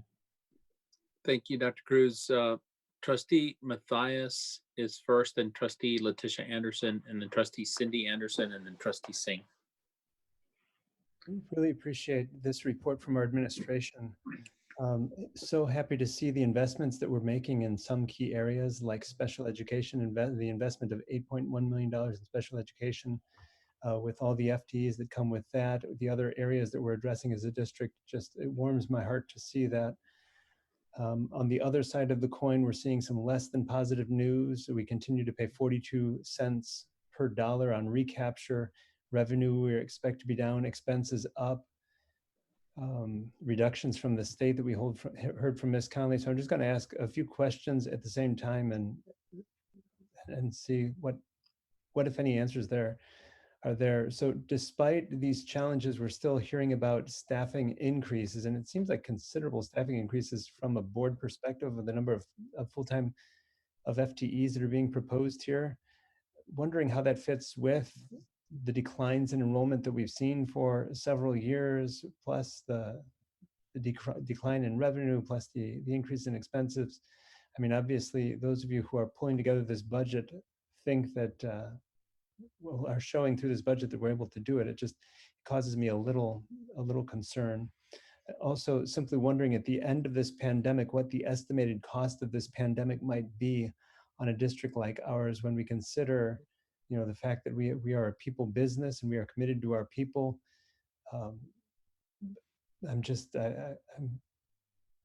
I'm wondering if there's any way that the administration and or staff has begun to project the cost of this pandemic. That would be question number 2. Final question, the effect of this pandemic on bond projects. We know that the more quickly we finish these bond projects, the more we save our taxpayers. So if there's any update on that as well. So as far as our bond projects, and then I'll let Fernando talk about the staffing. Some of the items, the preliminary budget we had presented, it's what we had before. There will be additional adjustments that you're going to see coming forward. It's based on where we are today, but we know that there's going to be another impact to our budget as far as even staffing. As far as our bond projects, those continue. So since we know we're not going to return this school year, project that we would have started in the summer, we're actually going to go ahead and start now. And so then that could accelerate that process. And of course, following safety standards and so forth. But that is one thing that we will move forward as far as any types of bond and facility projects that we know we can actually move forward now. There was I think there was an additional, I think it was on staffing, but I don't know, do you want to add to this one? But please know, it's what we knew then, but we're changing now. The preliminary cost on COVID-19, that's what we have to date. The parts with technology and so forth, that's what we see going forward, that we would then invest those funds. Some of the funds that so that we would invest those funds now to begin purchasing for this next year. Some of the funds we're looking at having as a set aside. So we know we're not cleared to come back into schools. So we want to have it as a set aside, but not actually start hiring until we know we have the go ahead to move forward with pretty much all of the hiring, a lot of the hiring, any type of new types of positions. So that's where we're looking at sort of a new thing that we're dealing with, probably other places as well, is just really a set aside for those, particularly on the staffing part. It almost seems, my perception is that there are almost 2 staffing models here, one for schools being opened, but then during the pandemic, I don't know if this is the new normal, what that means for a budget like ours, which is why I'm interested in the fiscal impact of a pandemic like this on our budget. It seems like a very different model of staffing that may be required. I appreciate y'all. Dr. Cruz, if I can add and to ensure that there's some clarity with those FTEs.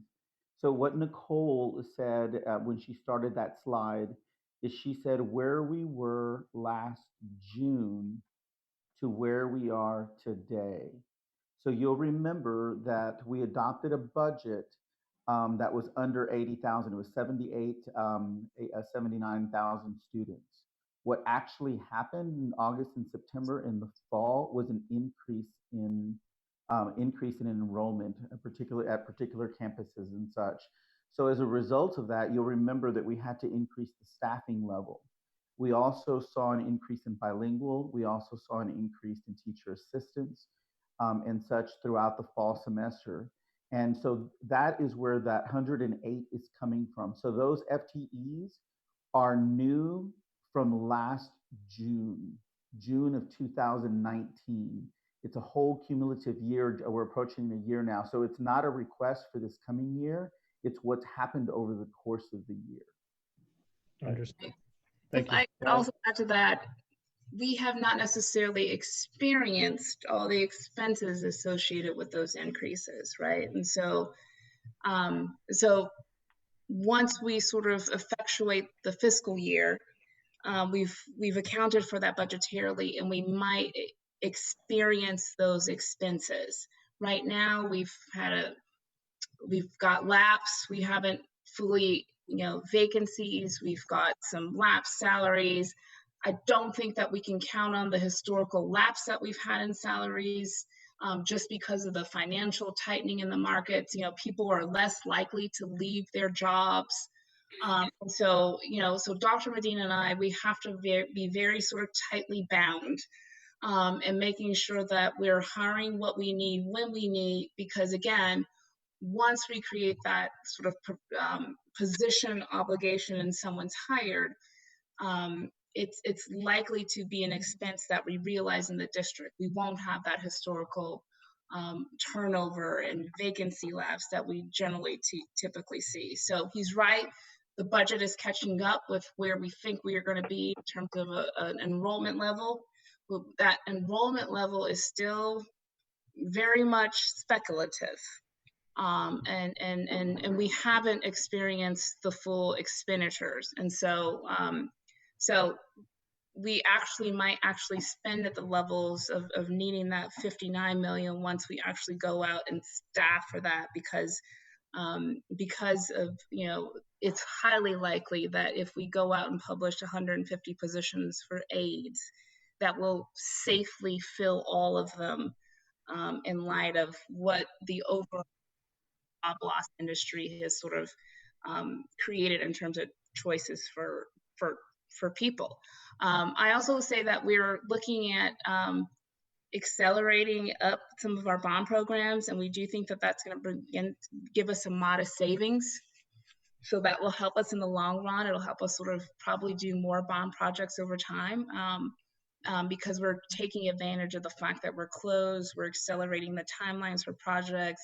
The marketplace, again, we're getting more favorable sort of cost estimating from the marketplace because of construction being down in terms of other areas in the industry. And so we've got commitment towards some of these projects, and we're taking full advantage of that. Appreciate that. One last question for the superintendent. Speaking of enrollment and trying to think where that will be, none of us has a crystal ball, but can you tell us right now, today, how many students are being educated? That is to say, I'm imagining that as a result of the pandemic, there are some students that we've had difficulty recontacting. Do we know roughly what % of students we've been able to reach? I'd have to do some digging on that. I know how many students have connected through Blend. However, a lot of our students, we're actually providing instructional packets. And so right now, even for funding purposes, TEA is looking at what is historically attendance and enrollment for the second semester for the money then to come to the district. But I can work probably within the next week or two to get a better number of what enrollment actually is. But right now it's the distribution of packets. And it's also for the younger learners. It's much lower logging into Blend at elementary schools than it is for middle and high. So I ask, I'm hearing districts around the state that are having, that are maybe reaching out to about 90% of the students that they were previously educating in their classrooms. So I'd just be interested to know how many students we're touching or failing to touch as a result of this pandemic. Appreciate y'all. Thank you. Thank you. Trustee Letitia Anderson. So I have a comment and a question. Ms. Conley, thank you so much for that thorough presentation. Can you talk a little bit about, and you may have said it, but I just missed it. Can you talk a little bit about what the proposed, I guess, amount is that's being talked about and getting the monies back? So for example, is it 50 cents on a dollar, 75 cents? You understand the question I'm asking?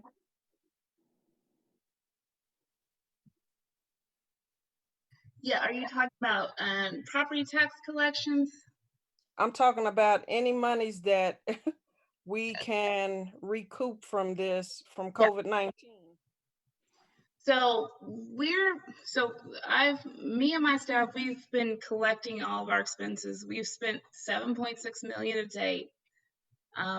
We've been on the phone with FEMA. I plan on submitting all of that for reimbursement. I don't think we're gonna get all of it fully reimbursed. They've already said certain things are part of operations, right? So like for instance, They don't want to cover certain costs associated with food, or they feel like certain components of the distance learning are part of our own operational requirements, not necessarily FEMA related.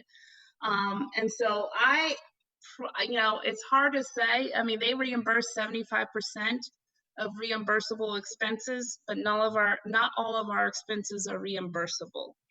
And so, but between FEMA and between and the CARES Act, and I appreciate you sending all that information when you get notification of such grants, and it allows me to like make sure that I follow TEA and what their actions are. Some have speculated, hey, you could just look at your Title I entitlement and think about 84% of your Title I dollars. And if we look at our Title I dollars, that that might bring in us additional. If we think about 84% of that, that might bring in us another 16 or 17 million. However, it really just depends on how the state applies and the federal authorities grant that application. The state has submitted an application that's has wide flexibility. They said, look, we want school districts to be able to use their allocations for hardware, software, all these different COVID-19 expenses, communications, and et cetera. But they also could use the money to supplant their entitlement under what we would normally get under the funding formula. That's what they did with the stimulus dollars in 2011. They gave them the range to apply for a maintenance of effort waiver, meaning that the state can sort of reduce its maintenance of effort in terms of federal obligations, because they recognize the fact that state revenues are starting to sort of plummet. And so states might need to backfill some of their cost. And so we won't know until the application is accepted by the feds, or the state sort of gives us guidelines as to how this money is going to be allocated.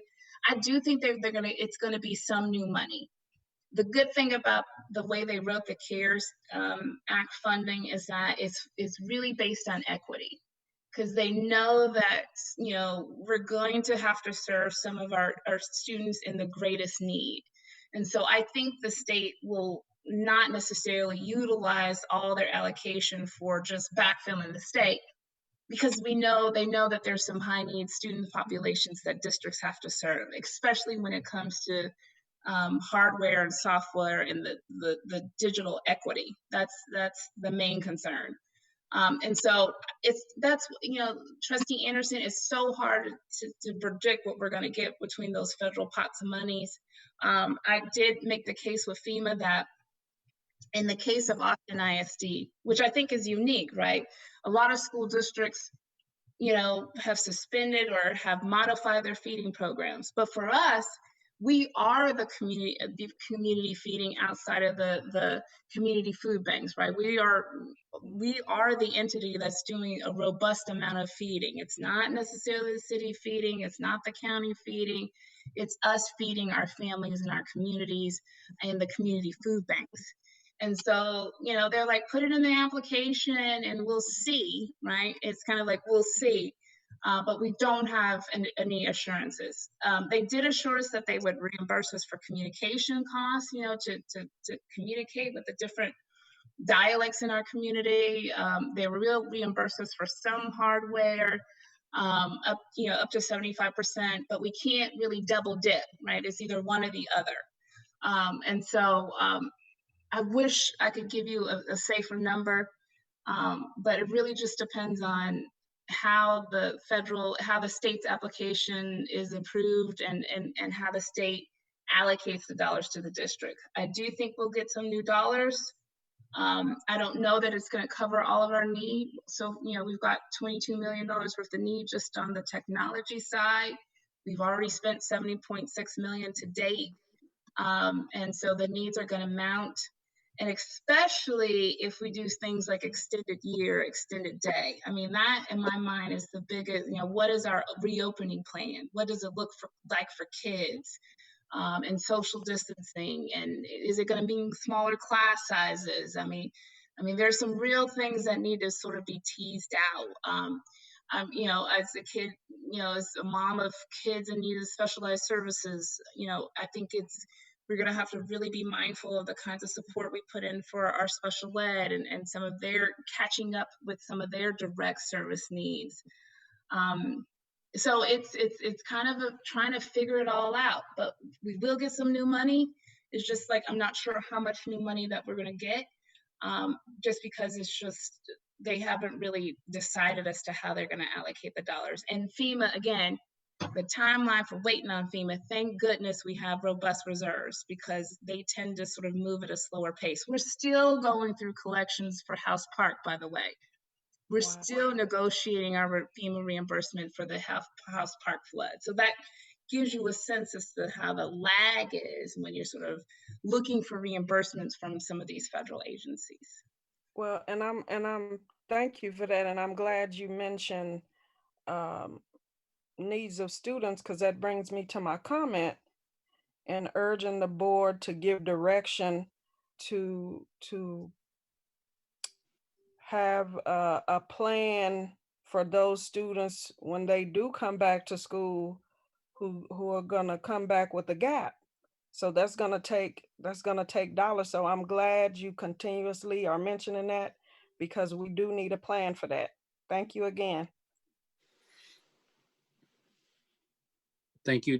Trustee Cindy Anderson, and then Trustee Singh, and then Trustee Ashe. Thank you. I really appreciate the information and the presentation. I have one question that's a little bit more general to COVID, and then a couple other questions regarding the budget stuff. You mentioned the gap we still have with respect to technology, and I know we're delivering hundreds of Chromebooks a day.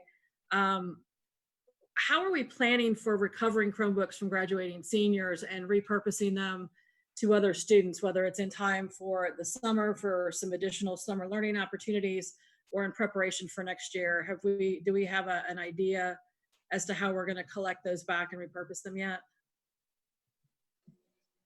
So thanks for the question. Right now, you know, the first priority is safety. And so not having people coming and going and exchanging product is really not high on our list of things. And we also know that there's just an opportunity to keep learning. Typically, we allow students in our one-to-one program to keep the devices over the summer. It would be an exception to allow seniors to do that also. But keep in mind that we are not short on Chromebooks. What we are trying to do is find people and get them to them. So collecting them back is not the priority at the moment. We're just watching that day to day to see how we want to handle that. But I think that we will probably work to collect the devices at the end of the summer. And then just a note of reassurance, most of these devices were up for replacement anyways. So it's not like they're the brand new machines that we're most concerned about. Sure, thank you for that. And my next question kind of piggybacks on what Trustee Letitia Anderson was just saying, and you touched on this some, Ms. Conley. When we think about, you know, our possibilities for when we're able to reopen physical or even a combination of online and you know, physical face-to-face learning at our campuses, how are we planning, knowing that we have to vote on this budget in June, and there's still going to be a number of things that we don't yet have answered? What are we sort of looking at right now to model, you know, plan A, plan B, plan C? You know, plan A, that we're still going to be, you know, under COVID restrictions with distancing, et cetera, for the foreseeable future. Plan B, we'll be able to reopen physical campuses. Plan C, a combination of those two. And accordingly, how are we planning for the need for new jobs that didn't really exist perhaps prior to COVID-19 that we're having to shift for, especially with the enormous lift of having to support and enhance an online learning platform? But then also what Trustee Letitia Anderson mentioned about, you know, going into COVID, we already had students with significant achievement or performance gaps rather, and COVID is simply going to enhance those. So are we considering different staffing allocations or other support allocations in the budget outside of what you've already included for special education that we're going to need to have access to? Again, once we figure out whether we're operating under Plan A, Plan B, or Plan C, to ensure that those kids in particular who will have had enhanced gaps at that point in time have access to some massive resources in order to help them catch up and have the support that they need.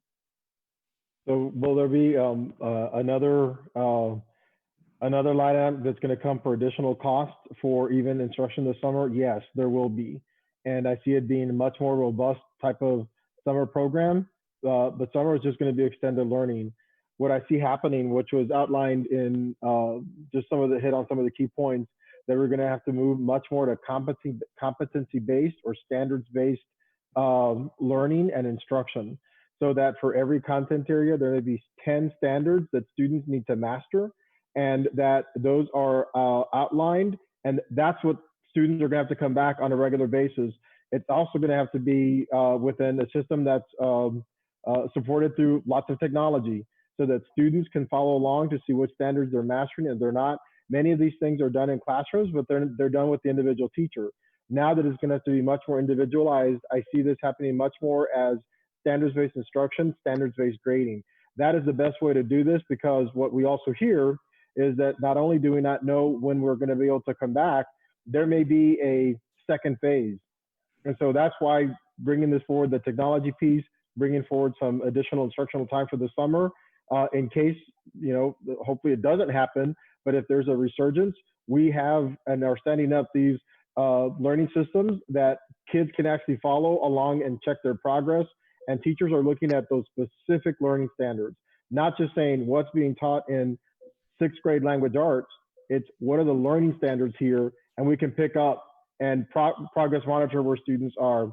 As far as positions that are new, yes, we're already having to do that now. You can imagine that the lift around technology to disperse materials, we have people doing that. That's not typically their job. They're doing that now, or manning to help their regular job, but they have to do it now. Fernando or Dr. Medina has put together a redeployment center where we're looking at who needs the additional staffing support like now, and we're moving people into those roles. But I do see more of that. I do.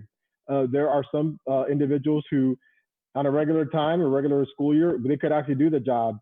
But right now, that job it's not in play right now because of our current condition.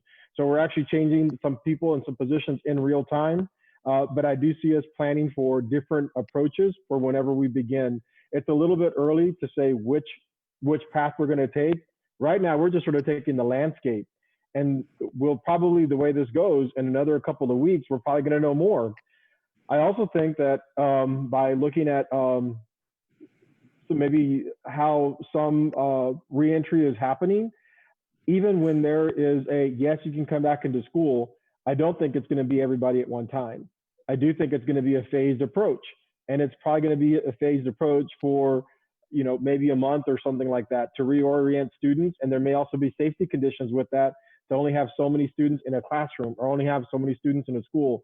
All those variables at this point are not known, which makes it much more complex. But so right now we don't have a path which we're going to take. We're just sort of planning for a different one. And what I think is going to be key is having these set asides. And let's say that maybe everything is great come November, come, you know, I don't know, October or something. We have a set aside. We haven't started hiring yet, because all we would do is hire, and then people really can't do the job that they're hired to do. So it would not be absorbing or occurring those, we would not have those costs. It's a budget, but we wouldn't start expending on it until we actually are in full swing. So it's really, that's where that set aside concept is a new one that we've introduced, because I think that's where we're gonna have to plan for. Sure, I can appreciate that. I think one area of particular concern for me is the early childhood years, and especially when there's such a huge focus on literacy.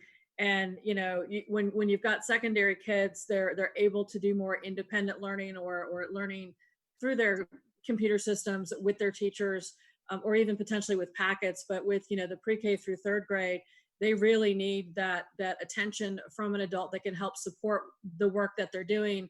And you know, many parents are struggling to balance work, kids at home, online education, let alone facing so many other challenges of, you know, food insecurity, housing insecurity, et cetera, that I know it's going to take a lot of creativity and an enormous lift to try to figure out solutions to that, but just wanted to add that. And then my other question has to do with, you know, you were talking about the timeline, or I think it was Ms. Conley earlier, about when we were going to be approving the budget, when we're going to have the next budget discussion. I think you said the preliminary budget or the draft budget will receive around the 8th of June, and the planned vote is on the 15th.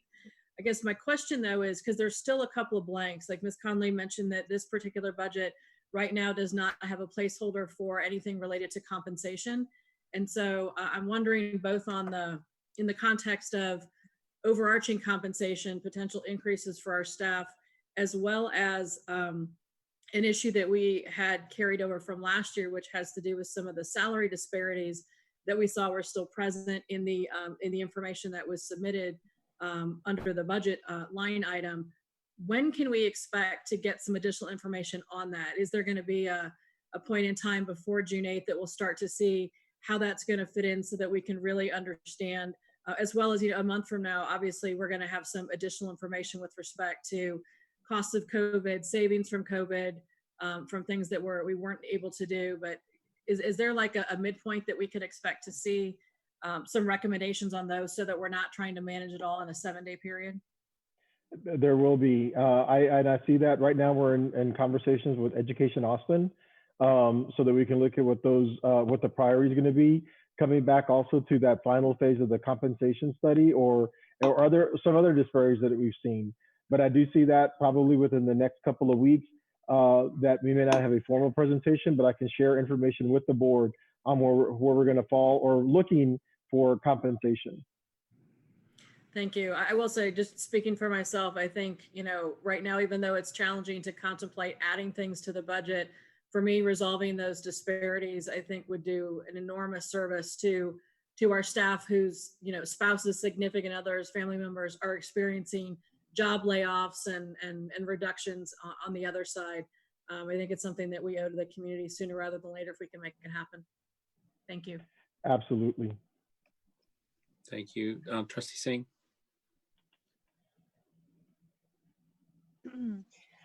Okay, thank you so much. This was a really helpful presentation. So I really appreciate all the work that Ms. Conley and Dr. Medina and their staffs put into this.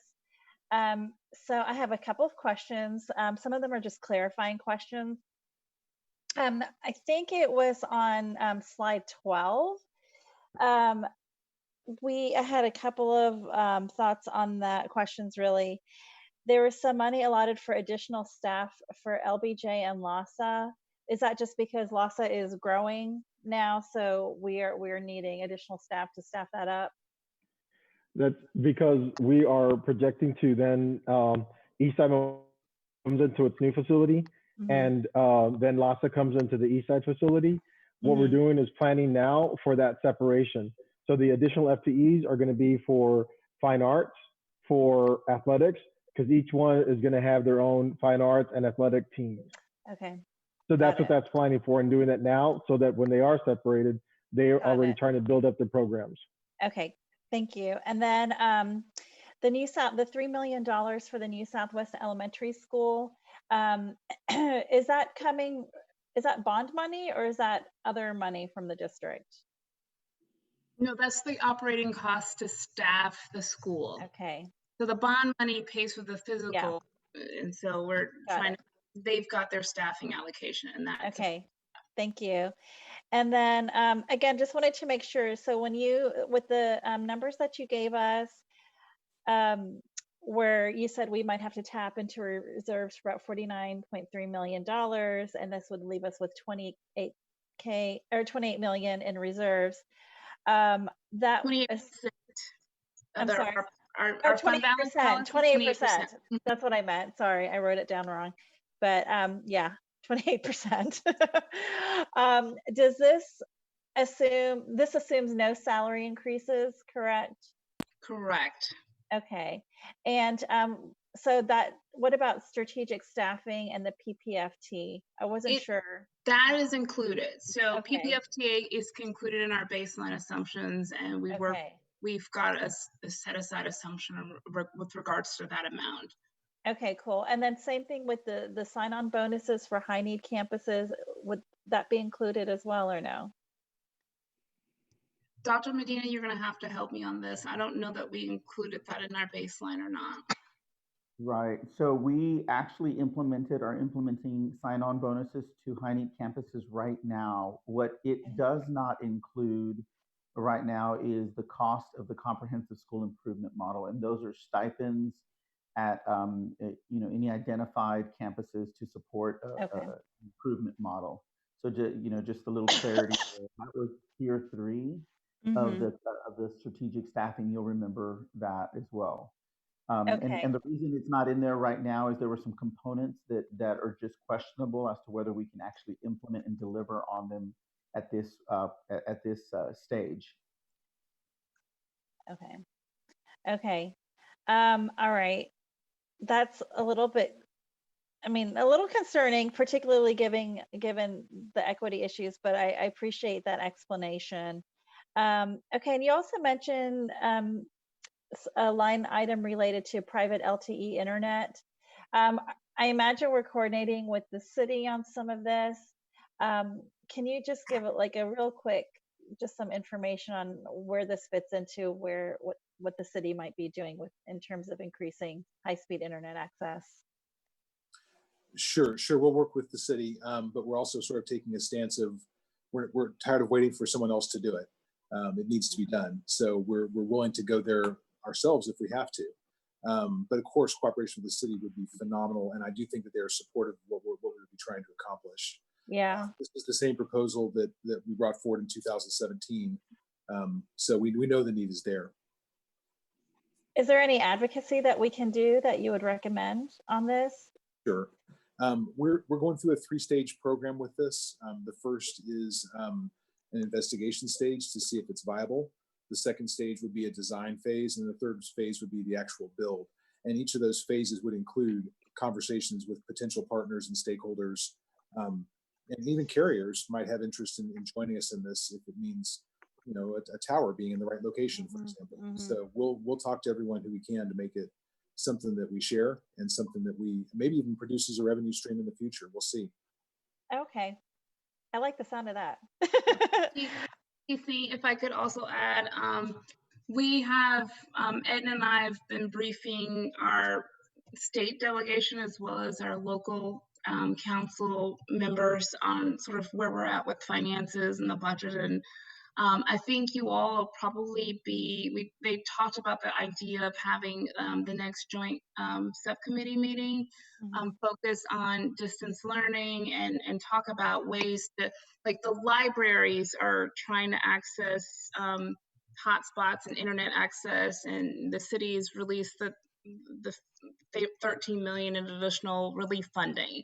Could we access that? We talked about sort of where we can come together to access for community feeding programs, and they want to know more about continuous learning. So I think you guys are going to have more dialogue where there could be more synergies and sort of working through some of these sort of common challenges in accessing funding. And so I think it'll be a really good dialogue to have with the city and county as to, especially as it relates to internet access and hotspots and all that good stuff. Yeah, no, for sure. I mean, this is something that would benefit all of us, not just our students. So I really like that idea. The other question I had was, thank you, Nicole, for talking a little bit about the CARES funding. And just want to put a friendly reminder that fill out your census form, because my understanding is that funding is being allocated based on Title I numbers, which is based on census data, correct? Correct. It's yes. Much equity based. So that's yes. our entitlement. And I will say that Travis County and Austin are lagging behind the rest of the state in census completion. We have no excuse. We got to do it. You got Chromebooks now. Hopefully the census site is not blocked on the Chromebooks, but just a reminder to those who are watching to please do that. There was also a mention somewhere in this wonderful presentation about the unfilled positions remaining empty in high poverty schools. And are you saying that we wouldn't be trying to fill those in the next school year? Like we wouldn't be allotting budget to fill some of those positions, or was that just? No, that's just sort of general. No, I'm not saying that we wouldn't fill those positions first. It's just, when you think about 100% execution. Typically, we don't necessarily 100% nail it in terms of filling all vacancies. And then when you have sort of schools that are in high poverty, they're dealing with high turnover. They get a sort of increased burden from the changing trauma in their family situations. So it just becomes increasingly, it puts a lot of stress on teachers who are already not as seasoned as sort of the rest of the, the rest of the system. And so it's just talking about sort of the exacerbated effects that recession has on poverty. I mean, I would even go further to say more than poverty. I'm just, even in my own home, I'm a working mom. It sort of culminates into difficulties, and it puts a lot of extraneous pressure on certain communities. And so I wasn't trying to imply that we're not going to fill positions. Okay. When you look at the fill rate, where people want to apply to go, you probably have we already naturally have much more retention in certain populations where there's a perceived ease of experience. Okay, got it. I appreciate your bringing that to light because, and that kind of leads into my next point, which is, what has been the involvement of the Equity Office in developing the budget so far? So Trustee Singh, I do want to come back. I think that's a great opportunity for me to kind of fill in a little bit more in what our financial officer has said. So the slide that you're referencing is actually a slide that Nicole took from a study that was done at the economics lab at Georgetown University. Okay. And so that is not necessarily, and actually I made a comment to Nicole that exactly what you did, the public might actually do, right? Which is say, oh, this is us. And that's not the case at all. Got it. But okay. what I do appreciate about it is that it highlights the potential. And so that's where I said earlier that what's important as we look long term, we're going to have to do some engagement.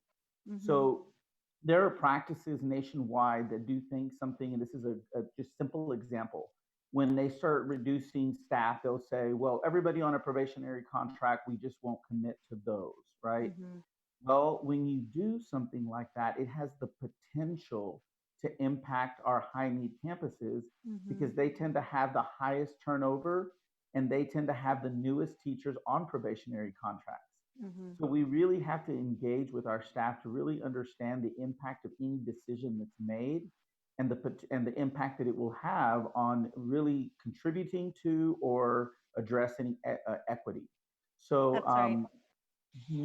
And so I mean, I would hope that this is, so, I appreciate that. And this makes me think about, as you all are thinking about what education is going to look like for the next school year, I personally would love to see some ideas around finding our teachers who are the most talented and have been trained in cultural competence. I know Dr. Angela Ward's office is creating a sort of like a cultural competence track. So if we have people who have demonstrated that and are very experienced, hopefully we are putting into place mechanisms that will allow them to serve our Title I schools or schools where we have the greatest need. And I guess that's why, just to go back to my question is, has Dr. Holly and the Equity Office been involved in developing this budget or reviewing it? An indirect, a tangent to that, Trustee Singh, is that I have met with Dr. Hawley a couple of weeks ago. One of the charges one of the asks on my part and charges to that department was to help us kind of put some best practices around looking at staffing, which is 87% of our budget, to look at and to develop a tool or tools or a set of questions that we might be able to go through as we look at staffing considerations. I also visited with her and said that we would be likely engaging or at least seeing what supports we might even get with the DM group in developing a way of approaching our staffing, which is again 87% of our. And so to that respect, that's kind of where we are. But it's, again, it's difficult to know how much staffing we need to impact when, as Nicole said, we don't have a real sense of what that dollar amount is going to be, right? Sure. So, but what we want to do in the interim is develop a process, develop a tool, develop a way of engaging through this process so that we know that we come out at the end of it saying that to the extent that we possibly could, because as Dr. Holly reminded me, as she said, Fernando, you're not at fault for this COVID situation, right? There are a lot of things that we're going to try to approach it from an equity lens, but there are a lot of things that are just going to happen because of this context. But certainly that shouldn't keep us from trying to address equity to the extent that we can. So I know that's not the answer or maybe the full answer, but that's kind of where we are right now. Well, I appreciate that. I think that's really helpful. And I think it's important because I think pretty much every trustee at some point in this conversation about budget has brought up equity. And I think, I consider myself kind of a layperson sometimes with regards to equity, because I know it's a whole art and science into itself. And sometimes we just don't know what we don't know. And I would hope that we have an opportunity to hear from Dr. Holly directly about some of the things that we are doing to ensure that we have sort of followed the equity focused decision making model, and really helped run that through the budget, because you guys know, like, this is a time when we really need to do that. All the equity issues are sort of being exacerbated during this time. And so that I'm just going to make my plug, like I always do, for that type of analysis. So I appreciate that. And the last, I just want to add that Dr. Holly has met with myself and my staff about how do we infuse the equity planning and lens budget planning going forward. We both agreed that the horse was out of the stable for the 2021 budget, but it certainly is something we want to incorporate into our templates and planning for the next sort of budget go round. Great. So we recognize the fact that we've been, moving at a quicker pace and developing this budget. There's a lot of catch up. She did sort of cursory review some of these things. We went through a lot with the whole school changes discussion, but we already recognize that a lot of that stuff has been sort of postponed in terms of now we really have to address equity. Yeah. With gaps when we open up.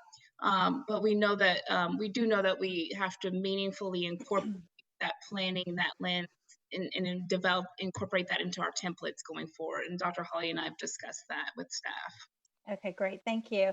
And then the last point I want to make is I want to thank you, Trustee Cindy Anderson, for mentioning like the plan A, B, and C budget, because we don't know what we're really going to be walking into when school starts up again. And so I would also just kind of like to second that and would love to see, something that is a little fleshed out with different scenarios.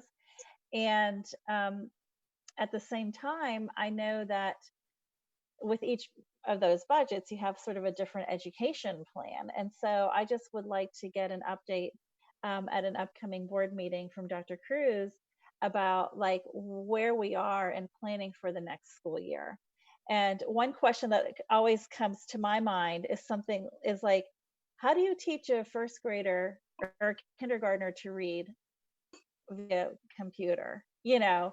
Like if I can get a great answer to that question, that's going to help me see that we are addressing equity and really starting with where students are, because I don't think you're going to be able to, teach a first grader how to read without having a synchronous, real-time interaction with a trained teacher and, some text, and the kid and the teacher are looking at it at the same time. And so, it's not going to work just putting a kid on iStation or something like that, because they can't do that independently if they can't read.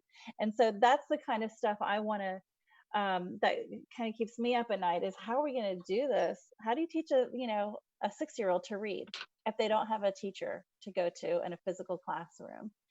So help us see what that's going to look like. is, you know, I don't know, I didn't invite comment from my fellow trustees, but is that something that you guys are also interested in seeing, kind of like at an upcoming meeting, like what an education plan might look like? I see some nods. Okay. I think Trustee Singh, we'll take that up in the governance committee and have Thank noted you. it. I just want to make sure it's 11:20 and 11:26. We're on item 5 of 15 for the agenda. So I think Trustee Singh, did you finish? I'm sorry, I didn't want to close. That was my last point. Thank you. Okay. So Trustee Ashe is next. I'll be fast. Thanks to my colleagues who asked excellent questions. I just kind of wanted to acknowledge and then clarify a couple of things very quickly. I want to put kudos out to the technology department, everybody, academics, transportation, everybody who's done what I call the pandemic pivot. And the budget and finance department is no exception. Nicole, I cannot imagine. I know you've been working on this budget since October. And so to have to make the changes that you're having to make in 6 weeks, much like our teachers having to go completely online or trying to figure out how to provide meals for all of our students, or the list goes on and on. I just think it's important I just wanted to acknowledge and then hopefully educate some of our constituents and our taxpayers on what we're having to do in a short time frame as a result of COVID-19. With that said, I kind of heard, and I'm kind of probably checking for understanding a little bit, that there is potential that we will see movement of investment, meaning things that we thought we were going to invest in, and now we may not be able to. Is that a fair assessment just before I ask my next question? Yes, I mean, I think it's fair to say that our needs have shifted, and so it will necessitate a different investment going into next year. Okay. And one of the things, and I think a couple people have already touched on it, and it is important enough to me that I want to say it again, is the investment in our early childhood, especially our pre-K, and having assistance in those classrooms, especially given the change in, again, this is me being a preschool teacher. Most of our kids that we have in those classrooms aren't learning to, they're not reading to learn, they're learning to read. And those are the classrooms that are the foundation for the rest of everything. And I don't think I ever had a single lesson that wasn't hands-on in some way, just because that's where those kids are developmentally and in their educational path. So I am of interest in learning how we are going to try to have to address those educational needs in an electronic form. I've yet to see how that's going to work and have a lot of questions around that, given dual, income families, or even at this day and age where we're going to have mom and dad working and brother and sister working. So even those people that might be there to help them that are a little older are having to go out to help support their families. So I would love to hear a little bit more about that, and wanted to make sure that I had expressed my desire to make sure we continue to see the funding for our early childhood and the importance of that. And then the second question that I have is something that I've been asked by constituents, which is, as we're coming into a legislative session, is there something that our families can do? Is there something, I get asked that a lot, what can I do right now? Is there something I can do? Is there a legislator I should be writing to? Is there something I need to do to advocate for public school funding, for COVID-19 reimbursements, for any of those things? And I probably defer to you, Nicole, because I've seen you in action at the state level and national level, and would love to hear your thoughts on that. Thank you, Trustee Ashe. On pre-K, so you notice that it's in our preliminary budget as a set aside. We're just bucketing those dollars. We're not necessarily committing to how those dollars are going to be used. And so we're still getting clarification. What I didn't want is, I'm trying to sort of ask the questions to TEA what defines high quality? How do we meet those needs more, specific? We had gone through different scenarios about how do we treat high quality pre-K? Do we, add more? What I don't want to do is, what I've cautioned us in doing is sort of adding 150 positions for TAs when we think we may need something remote with teachers who we might be able to, maneuver some things with workloads. And so it's just the question. I don't think that we're going to get out of the expense. It might even increase over time, especially when you think about the technology components of it. But it's just really setting aside to sort of see what's the best sort of strategy for meeting that high quality pre-K. And we're asking the questions of TEA. What has to be done first given sort of all the pressures? Could we do something with technology? I know that Michelle Wallace has been working feverishly on trying to get iPads in the hands of little ones. Does that mean that we, have different teachers with competencies? Do we still need TAs to kind of intervene on that? And what's the sort of timeline for that? So it's not like we're thinking that we're not going to do an investment in pre-K. It's just what's the strategy and how do we deliver those additional resources? We're just not quite sure if TAs are appropriate at this time. The other question on what can we do, Edna and I have we've been talking about the legislative agenda. We've been talking about messaging around that. I know we had, before pre-COVID-19, our agenda was, it was different in post-COVID, right? And so I'm like, Edna, we need to say no cuts to public ed. If we have to, what kinds of thing, we're already Edna and I are scouring other agency budgets to see what they can cut somewhere else to protect and bracket public ed. I'm already saying, Edna, we need to sort of ask the legislatures about, giving us some capacity on bond dollars and reducing some of these, taking away some of these caps, taking away some of the spending flexibilities that we need to be able to appropriate dollars. And so I think it's quite frankly, we're going to have to put the pressure on the state legislature to protect public ed to the extent possible, no matter what the extents of the shortfalls are. We know that the shortfalls are going to be far and wide. We need to put pressure on them to use their rainy day funds to mitigate some of the cuts to public ed, which they've been reluctant to do. I think we need to put education as a priority, not necessarily tax breaks or ways to stimulate the economy, because that's going to be a competing priority. It's hard to make the case on the healthcare side. Because, people have real healthcare needs, but it really, I feel like this is sort of the whole, grassroots sort of basics. Please don't cut public ed, putting, some brackets around protecting our classrooms and our students, compelling them to use the rainy day funds, because if there's ever a time to use it, now's the time. Using some of those accounting maneuvers, sort of postponing and waiting for the economy to come back. They've got some ways that they can kind of mitigate against it. I think some of their conservative practices have not always allowed them to exercise those plays. And so it's a legislative effort.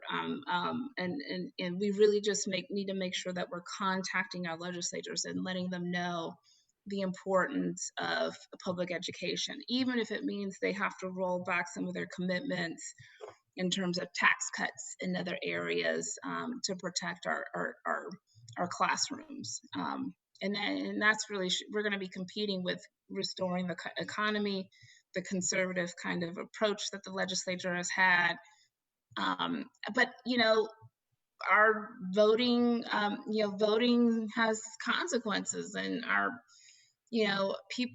constituencies have a lot of power. We saw that shift. We wouldn't have had HB3 hadn't there been a sort of a shift in tone in terms of who was getting elected and who wasn't. And so we constantly have to call out legislators on what the priorities are for our communities. And I think that makes all the difference in the world. Yeah, exactly. And just to add, this summer in June, and we'll begin this in the next month or so, the board will start looking at their legislative platform. So the board will have an opportunity to discuss, and I think this is going to be front and center more than it's ever been before. Excellent. Well, and I would love to be able to give some of these people that are reaching out to me a to-do list. So if we have one that I can give to them, people that we should write to, people that we want to advocate. The rainy day fund is a very singular point that I know people can reach out and say, now's the time. It's raining. Let's use it. And I hope that that's what we do. And then I guess to kind of come full circle back to the pre-K, I think when I think of teaching assistants in our early childhood, I see it more as a full support of the classroom experience and lowering the ratios, especially at a time when there is just the necessity for more hands. The example I always give is if you have a classroom of 18 students and you're trying to teach them how to use scissors, you don't want just 2 teacher hands and 18 pairs of scissors running around. So I keep thinking of those types of things as far as making sure that we're providing the best early education experience, laying that groundwork, laying that phonemic awareness groundwork, laying the reading the same book over and over groundwork, reading, the letter sounds groundwork, the number sense, everything that goes with that. And that sometimes just having that additional adult to even talk through them with their play, which is how the students at that age learn, or what I call sneaky learning, is ideal. And at a time when we know we're going to have even increased gaps, I think it's really important for us to continue this forward-looking focus. Yes, COVID-19 is right now. Yes, we know we've seen us having to physically close our schools. We're going to feel this educationally for a decade, if not more, as we see the results of children missing this much one-on-one interaction with a teacher on a campus. And I think that's particularly true of our pre-K to 3rd grade classrooms. So thank you for giving that. Nicole, thank you for all that you are doing, as well as to Dr. Medina and Mr. Schwartz. And it's just been amazing to see the pandemic pivot that has taken place in our district. And I'm so appreciative of everything that you guys do. Thank you. Thank you, Trustee Ashe. We have Trustee Ellens and then Trustee Singh.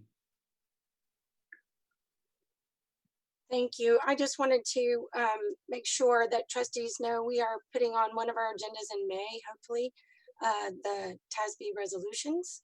So to address some of the legislative questions, hopefully that will help us focus in some very specific areas that we can then get out to our families to help us. So Trustee Ashe, I hope that you're good with that. And then I want to be careful. I'm a little worried that while I don't think this is the way it was intended, I want to make sure that everyone who has been working so hard since this pandemic started is getting the respect that they deserve for their work around equity. Equity is a value we all have, and we are all working to implement successfully. And our leaders, from food services to technology to academics to finance and throughout the entire district, are working with that agenda in mind. And so I don't want anyone to think that just there's one person that it lies with them to do it all.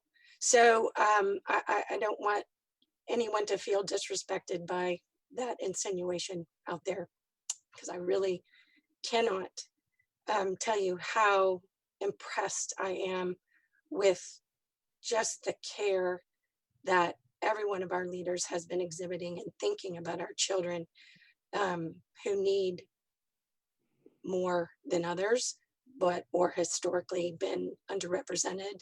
And this is a district-wide effort, and it doesn't lie with one single person. So I did want to just tell you all thank you. Thank you, Trustee Ellens. I think you're highlighting the fact that And it's really in our strategic work that equity is a value. That's a responsibility and obligation for every individual, and the actions to those values are really what's important. And I think that's what's been highlighted in a lot of the presentations tonight. Trustee Singh? So just real quick, I appreciated what Trustee Ashley has asked about what we can do. And I just wanted to put on people's radar that there are currently 3 charter school applications that are trying to get amendments so that they could continue opening up schools here in Austin ISD, and 3 that want to that just open up new charter schools, period, for the first time here in Austin ISD. And if they get approved, it will take about over $11 million additional out of our budget for next year. And so if anybody wants to, work with us on some of the advocacy around that, please feel free to email the trustees at austinisd.org, and we can get you, on that mission as well. So thank you so much. Thank you, Trustee Singh. Trustees, any other questions? I think that's it, Dr. Cruz. I don't know if you have any final words, or you're on mute. No. Okay. I think it's all been said. Mhm. Okay, thank you all very much. I'm going to move to the next item. Given the natural limitations of the video conferencing format, and in an effort to keep our meetings streamlined, we will not have general public comment on non-agenda items tonight. As we become more accustomed to the necessities of quarantine living, our meeting processes, including this one, may evolve and change. In the meantime, thank you for your understanding. Please also remember that there are additional ways to communicate with the board, including emailing the board directly at trustees@austinisd.org. We will now move to public testimony for items on consent agenda and items for separate vote. As with everything else tonight, we will be handling this portion of our meeting somewhat differently than normal. In order to accommodate our video conference format, members of the public wishing to participate in the public testimony portion of our meeting called a dedicated AISD phone line in advance of the meeting and audio recorded their remarks. We will now play those recordings, so please listen carefully.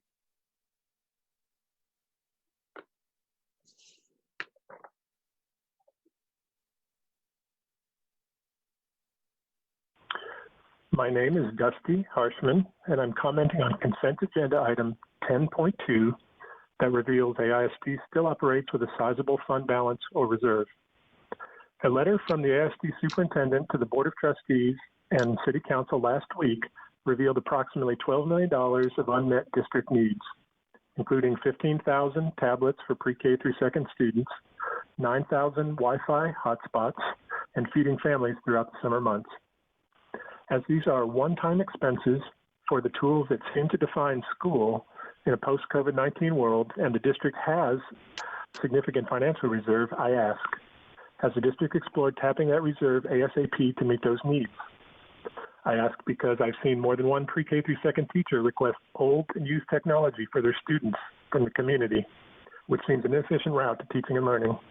Knowing that supply chains are strained, can we spend some of our reserve now getting our orders in the queue to prepare for the 2021 school year? In addition, I'd like to praise. My name is Nancy Mims, and I'm an AISD parent. I'd like to speak to item 9.5 related to the separation agreement with the superintendent. Echoing a call from the powerful op-ed in today's Statesman by Roxanne Evans and Laura Yeager, I also call on you to slow the process of selecting a new superintendent. Before rushing forward with this major decision, please recognize that in addition to the challenges of public engagement during the COVID crisis, this board can use its power to prioritize equity by empowering Dr. Hawley and the Equity Office to begin a third-party equity audit. Dr. Hawley publicly offered this board this recommendation in November, almost half a year ago, and although the discussion was scheduled to take place in March, it vanished from the agenda and again this month. please prioritize this work in May, the next chance to hold formal and public discussion with Dr. Hawley. Thank you. Daniel Regal, consent item 9.5, voluntary separation agreement with Superintendent Cruz. During this difficult time, I urge the board to require in the separation agreement that Superintendent Cruz stay with the district until the end of the 2020 calendar year. I agree wholeheartedly with the op-ed in today's statesman. Now is not the time for trustees to pick the next superintendent. We're in the middle of a pandemic, community engagement is limited, and there's unfinished work to do. Before anything, the board must select a firm to conduct an equity audit. The results of this audit will inform the district's strategic plan, which in turn can help identify the qualities we need in our next superintendent. Finally, I urge the board to delay the superintendent search until after the November election. The hiring of a new superintendent should be the first order of business for the new board, not the last order of business in a lame duck session. Thank you for your time. Stay safe and well. Joanna Barron, agenda item 12.9. I taught my students this year not just about the zones of regulation, but also about the philosophies of Martin Luther King Jr. and Mahatma Gandhi, that violence and aggression were not the answer, and that there was always a better nonviolent way. Martin Luther King Jr. said, "The function of education is to teach one to think intensively and to think critically. Intelligence plus character, that is the goal of true education." He also said that injustice anywhere is a threat to justice everywhere. I have spelled out to you my case against injustice, both with email, letter, and attachments. I believe that while I may not be perfect, I am a good teacher and deserve a position in this district. Mahatma Gandhi said, "The future depends on what we do in the present." I am asking you in the present to give me a future here in this district. Thank you. Mi nombre es Cuitláhuac Tonatiu Guerra Mojarro, hablo cerca 10.2. Tengo un niño que va a iniciar kinder en agosto aquí en el distrito. Estamos súper emocionados, pero preocupados porque ayer en una junta el señor encargo de repartir la tecnología nos dijo que todos los alumnos 3 a 12 han recibido, o se supone que han recibido un laptop del distrito, y eso es increíble, les agradezco el esfuerzo, pero que los alumnos de pre-kinder, el segundo, no han recibido el iPad que necesitan porque él no tiene la autorización de ni poner el orden, y eso me preocupa porque me imagino que hay mucha demanda ahorita por este tipo de tecnología, y también me recuerdo que la mesa directiva le dio los poderes en esta emergencia al supervisor doctor Pablo Cruz para autorizar exactamente este tipo de compras. Entonces les pido que les dan el poder a todos los líderes de las escuelas que trabajan cerca de las familias, el dinero para hacer las compras de hoy y de mañana, pero también planeando bien al futuro. Gracias.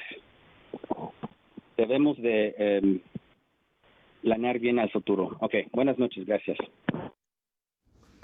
My name is Cuitláhuac Tonatiu Guerra Mojarro. I'm calling about item 10.2. I have a son that is going to start kinder in August here in the district. We are super excited but concerned because yesterday in a meeting, the man in charge of delivering the technology equipment told us that all students 3 to 12 have received or have supposedly received a laptop from the district, and that's incredible. I thank you all for the effort, but the pre-K to second grade children haven't received the iPad they need because he doesn't have the authority to purchase them, and that worries me because I imagine that right now there is a high demand for this kind of technology. And I also remember that the board gave the supervisor, Dr. Paul Cruz, the power during this emergency to authorize this kind of purchases. And I ask you to give the power to all the school leaders that work closely with the families, as well as the money to make purchases today and tomorrow, but also plan the future well. Thank you. We have to plan the future well. Have a good evening. Thank you. Hi, good evening. My name is Gracie Hopkins, and I'm a third grade dual language teacher at Bettis Elementary. I'm commenting on item 10.2. During these times of change and uncertainty, the employees of this district have gone above and beyond to adjust to new ways of learning, teaching, and connecting with families. The district should give no less than a 3% pay raise to all employees this year. The district has more than enough reserve funds to provide a pay raise, and it is the absolute least they can do to ensure that we, the employees, have additional financial security moving forward. At the end of the day, it's the right thing to do. We are giving everything that we've got to best service our community in this time of need. Every employee has gone above and beyond the call of duty to ensure that the needs of our students and their families are met, often risking our health and safety to do so. Talk is cheap, and now people need money in their pockets. A 3% pay raise to all employees will show us that we are valued in this district and will ensure that we can focus our minds on serving our families and not on making ends meet. In this unprecedented time, it's the employees of the district, the teachers, TAs, cafe staff, custodians, bus drivers, and office staff that are doing the endless work serving families. We are the district, and we deserve a raise. Thank you. My name is Alex Murphy, and I'd like to talk about the budget in item 10.2. Lately, everybody seems to be calling educators heroes. I think that's because the COVID pandemic has proven that school workers are not just AISD's most valuable resource, we're your only valuable resource. This crisis has shown that 1,000 online platforms cannot replace us. We're all you've got. And we need fair wages now more than ever. The state's going to fund you the same this year as last year, but we don't have that same certainty for our own economic futures. Now is not the time to freeze our pay. Education Austin has asked for a 3% raise for everybody and $500 mid-year bonus for classifieds. That's more than a fair deal, given what we've done for our city. Because frankly, thank you is nice, but it doesn't pay the rent. Pats on my back don't put food on my table. And the district email never once paid for my prescriptions. A pay raise is the only way to communicate to us that we are valuable to you. So I hope you'll keep that in mind as you think about this budget. Thank you so much for your time and for your leadership in this really challenging season.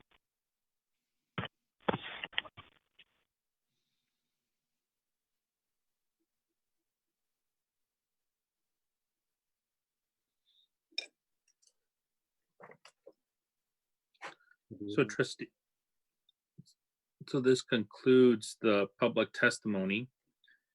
Trustees, are there any questions or clarifications you'd like to make? Trustee Letitia Anderson. Would like more information, requesting information related to the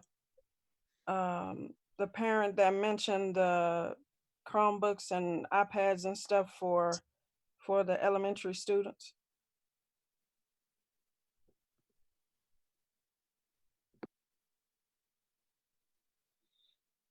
Thank you, Trustee Anderson. Dr. Cruz, I don't know if you want to give a clarification there.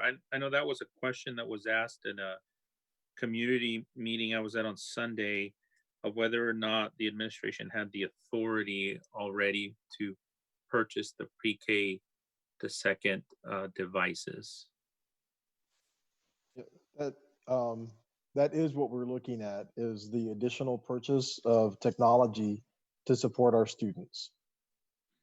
So I'm not sure what was said yesterday, but as far as technology devices, that is something we're doing. In fact, the cost was included in the presentation today. Got it. Thank you. Trustees, any other questions or clarifications? Thank you, trustees. We're now going to move to the consent agenda. Are there any consent items that trustees would like to pull for a separate vote?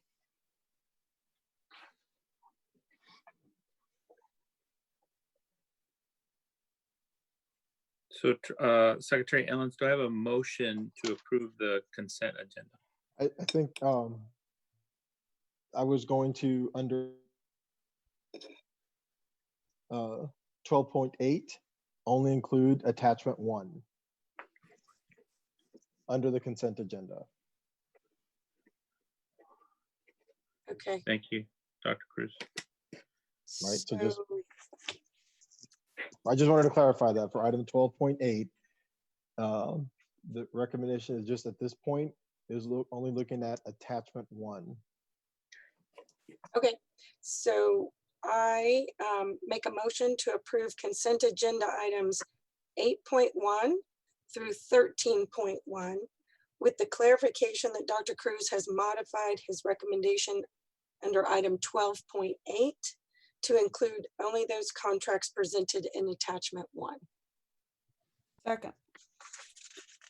And is there a second, Letitia? Second. Sorry, I was writing down and I looked up. Trustees, is there any discussion on any of these consent items?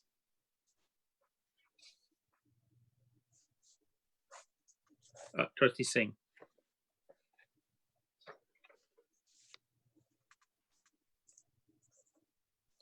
Oh, you're on mute, sorry.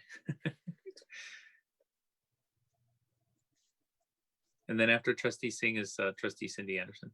Okay, I apologize. I have too many windows open right now. Okay, so I had a question about the agenda item approving, or the consent item approving the Easter seals. So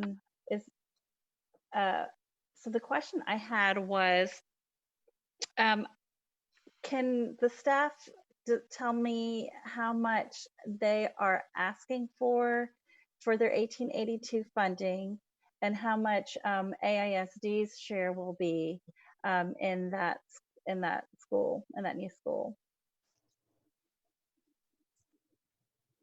I'm going to ask Jacob Reach to respond to the question. Let me pull up the item. This is on 1882 Easter seals. Mm-hmm. So the split on the funding would be based on the ADA that the students generate, and Easter seals would keep 95% of that ADA. AISD would keep 5%. In addition, Easter seals would be eligible for any federal or title money that goes along with those students, so they would get 100% of those funds. They would also be eligible to apply for any state or federal grants that they are eligible for, and they would keep all of that. However, we could negotiate potentially keeping some of the indirect cost, but that would be discussed based off of who writes and manages the grant and would be determined at that point, but they would still receive all of the direct costs through those funds. Okay, so so I think they said that they were going to get 20 to 30 students, expecting 20 to 30 students the first year. Yes. So do you have just kind of a general like idea of what the dollar amount would be? I'm just wondering what the fiscal impact would be for AISD. Like, is there anything additional we'd have to put in, or would it all be coming out of 1882? It would all be coming from other sources. Okay. We did agree to discuss with them on the use of space, but that has not been finalized. And those, so I don't have any more information on that at this moment. Okay. And the rest of it would come straight out of state funding or grant funding or federal funding. okay, and I did notice something in the in the description saying that AISD would pay for and maintain the technology in this school. So would that be new funding that would go through AISD and then to the new school, or is that going to just come from our existing budget? It could come out of bond funding. Okay. It could come from existing technology that already exists that perhaps those students were already utilizing. These would be, this is not just moving a student from one of our existing schools to another. Mm-hmm. These would either be brand new students to the district, or they would be students who are continuing on past 12th grade. So to the district, this is new ADA. Okay. But it is possible that some of those students could continue using technology that's already been provided to them. Bond funds could provide some technology for brand new students, Mm-hmm. or depending on what the source is to provide that technology, it could be another source, but that would be minimal. The technology would still belong to the district, not to the individual student and not to Easter Seals. Okay, and then the last question is there any risk that we might, that the 1882 funding might dry out as a result of the, economic impact of the pandemic? And if that happens, kind of what would AISD's obligation be? To continue to support the school that would be providing very valuable services to our students. So I can't say what could happen to the 1882 funding, which is above and beyond the traditional ADA funding that we receive, because it's based off of a charter rate and is, hopefully most people know, charters are actually funded higher than most traditional public districts, including our own. So it is additional funding than what we receive from the state. So that would take a change in the law. And so that would take a new legislative session. However, I would say that our agreement does have provisions to where if that law is changed, it would allow us to make amendments to that agreement. We could also at that point determine if we wanted to look at it in a different way, but that would require amendments to the agreement, which would require approval from the board. Okay, so do you feel like we are putting ourselves somehow, I mean, I'm very excited about this school and love the opportunity. I just kind of felt like I had to ask to see if we're putting ourselves somehow at a financial risk in some way, given the current context. As far as a risk, I don't believe so, because we will not be required to make any payments if there's any change to the law.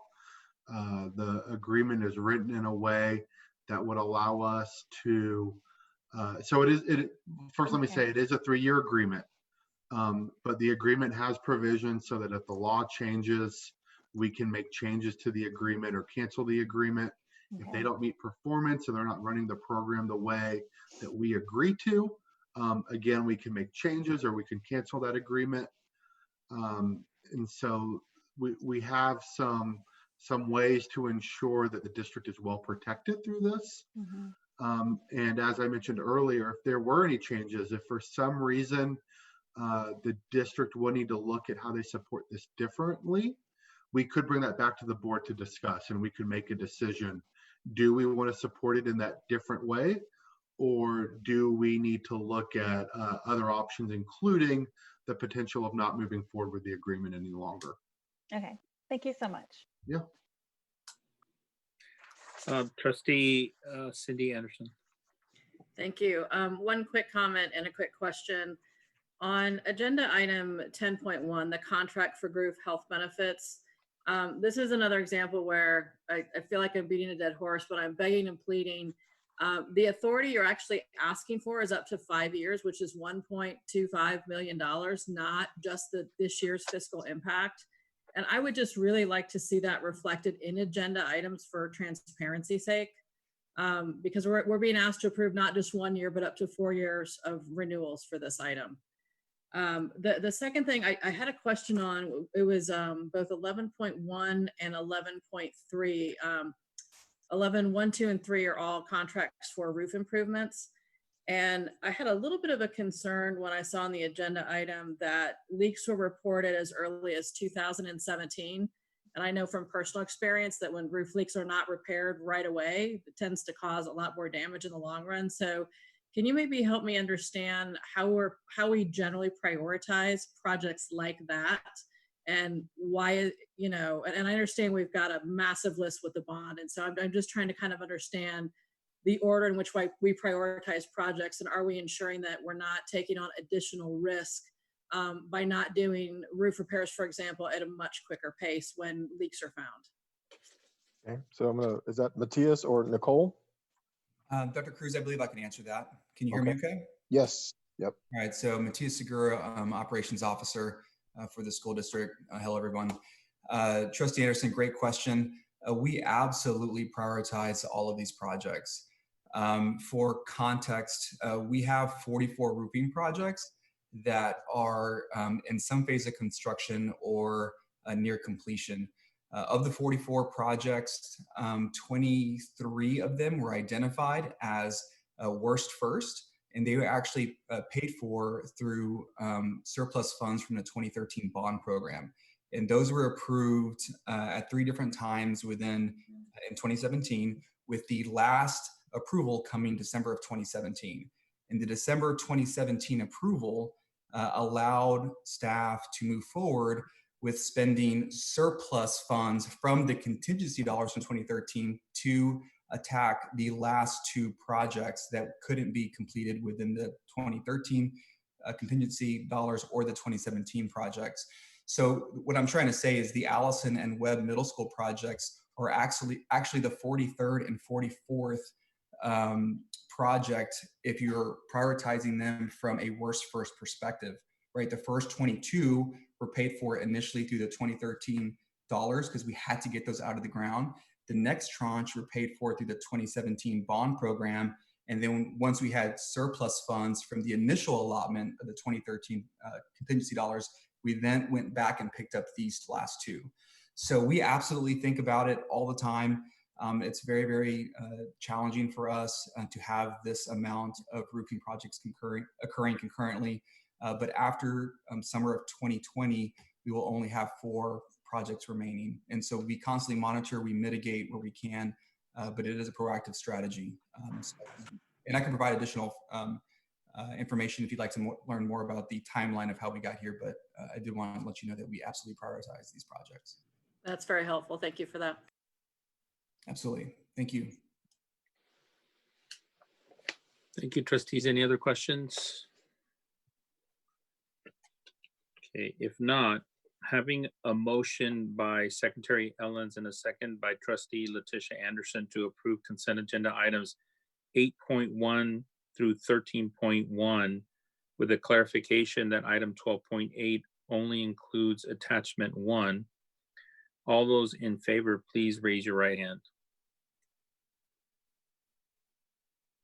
And I'm sorry, I can't see everybody here for just a second. 1, 2, 3, 4.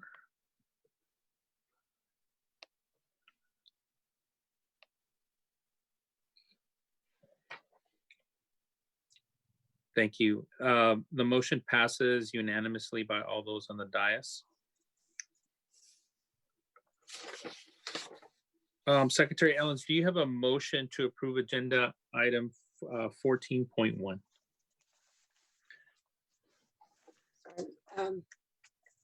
I make a motion to approve agenda item 14.1. I'm sorry, who was that seconded? Me. Letitia. Letitia, sorry. So is there any discussion on item 14.1, trustees? Having a motion by Secretary Ellens and a second by Trustee Letitia Anderson to approve agenda item 14.1. All those in favor, please raise your right hand. All those opposed, all those abstaining. So the motion passes 8-4-0 opposing and 1 abstaining, showing Trustee Yasmin Wagner abstaining. Thank you. Secretary Ellens, do I have a motion to adjourn the meeting? So moved. Is there a second? Having a motion by Trustee Ellens and a second by Trustee Letitia Anderson to adjourn. All those in favor, please raise your right hand. So the motion passes by all those on the dais. And the meeting is adjourned at 12:09 a.m. Thank you all, trustees. Good night.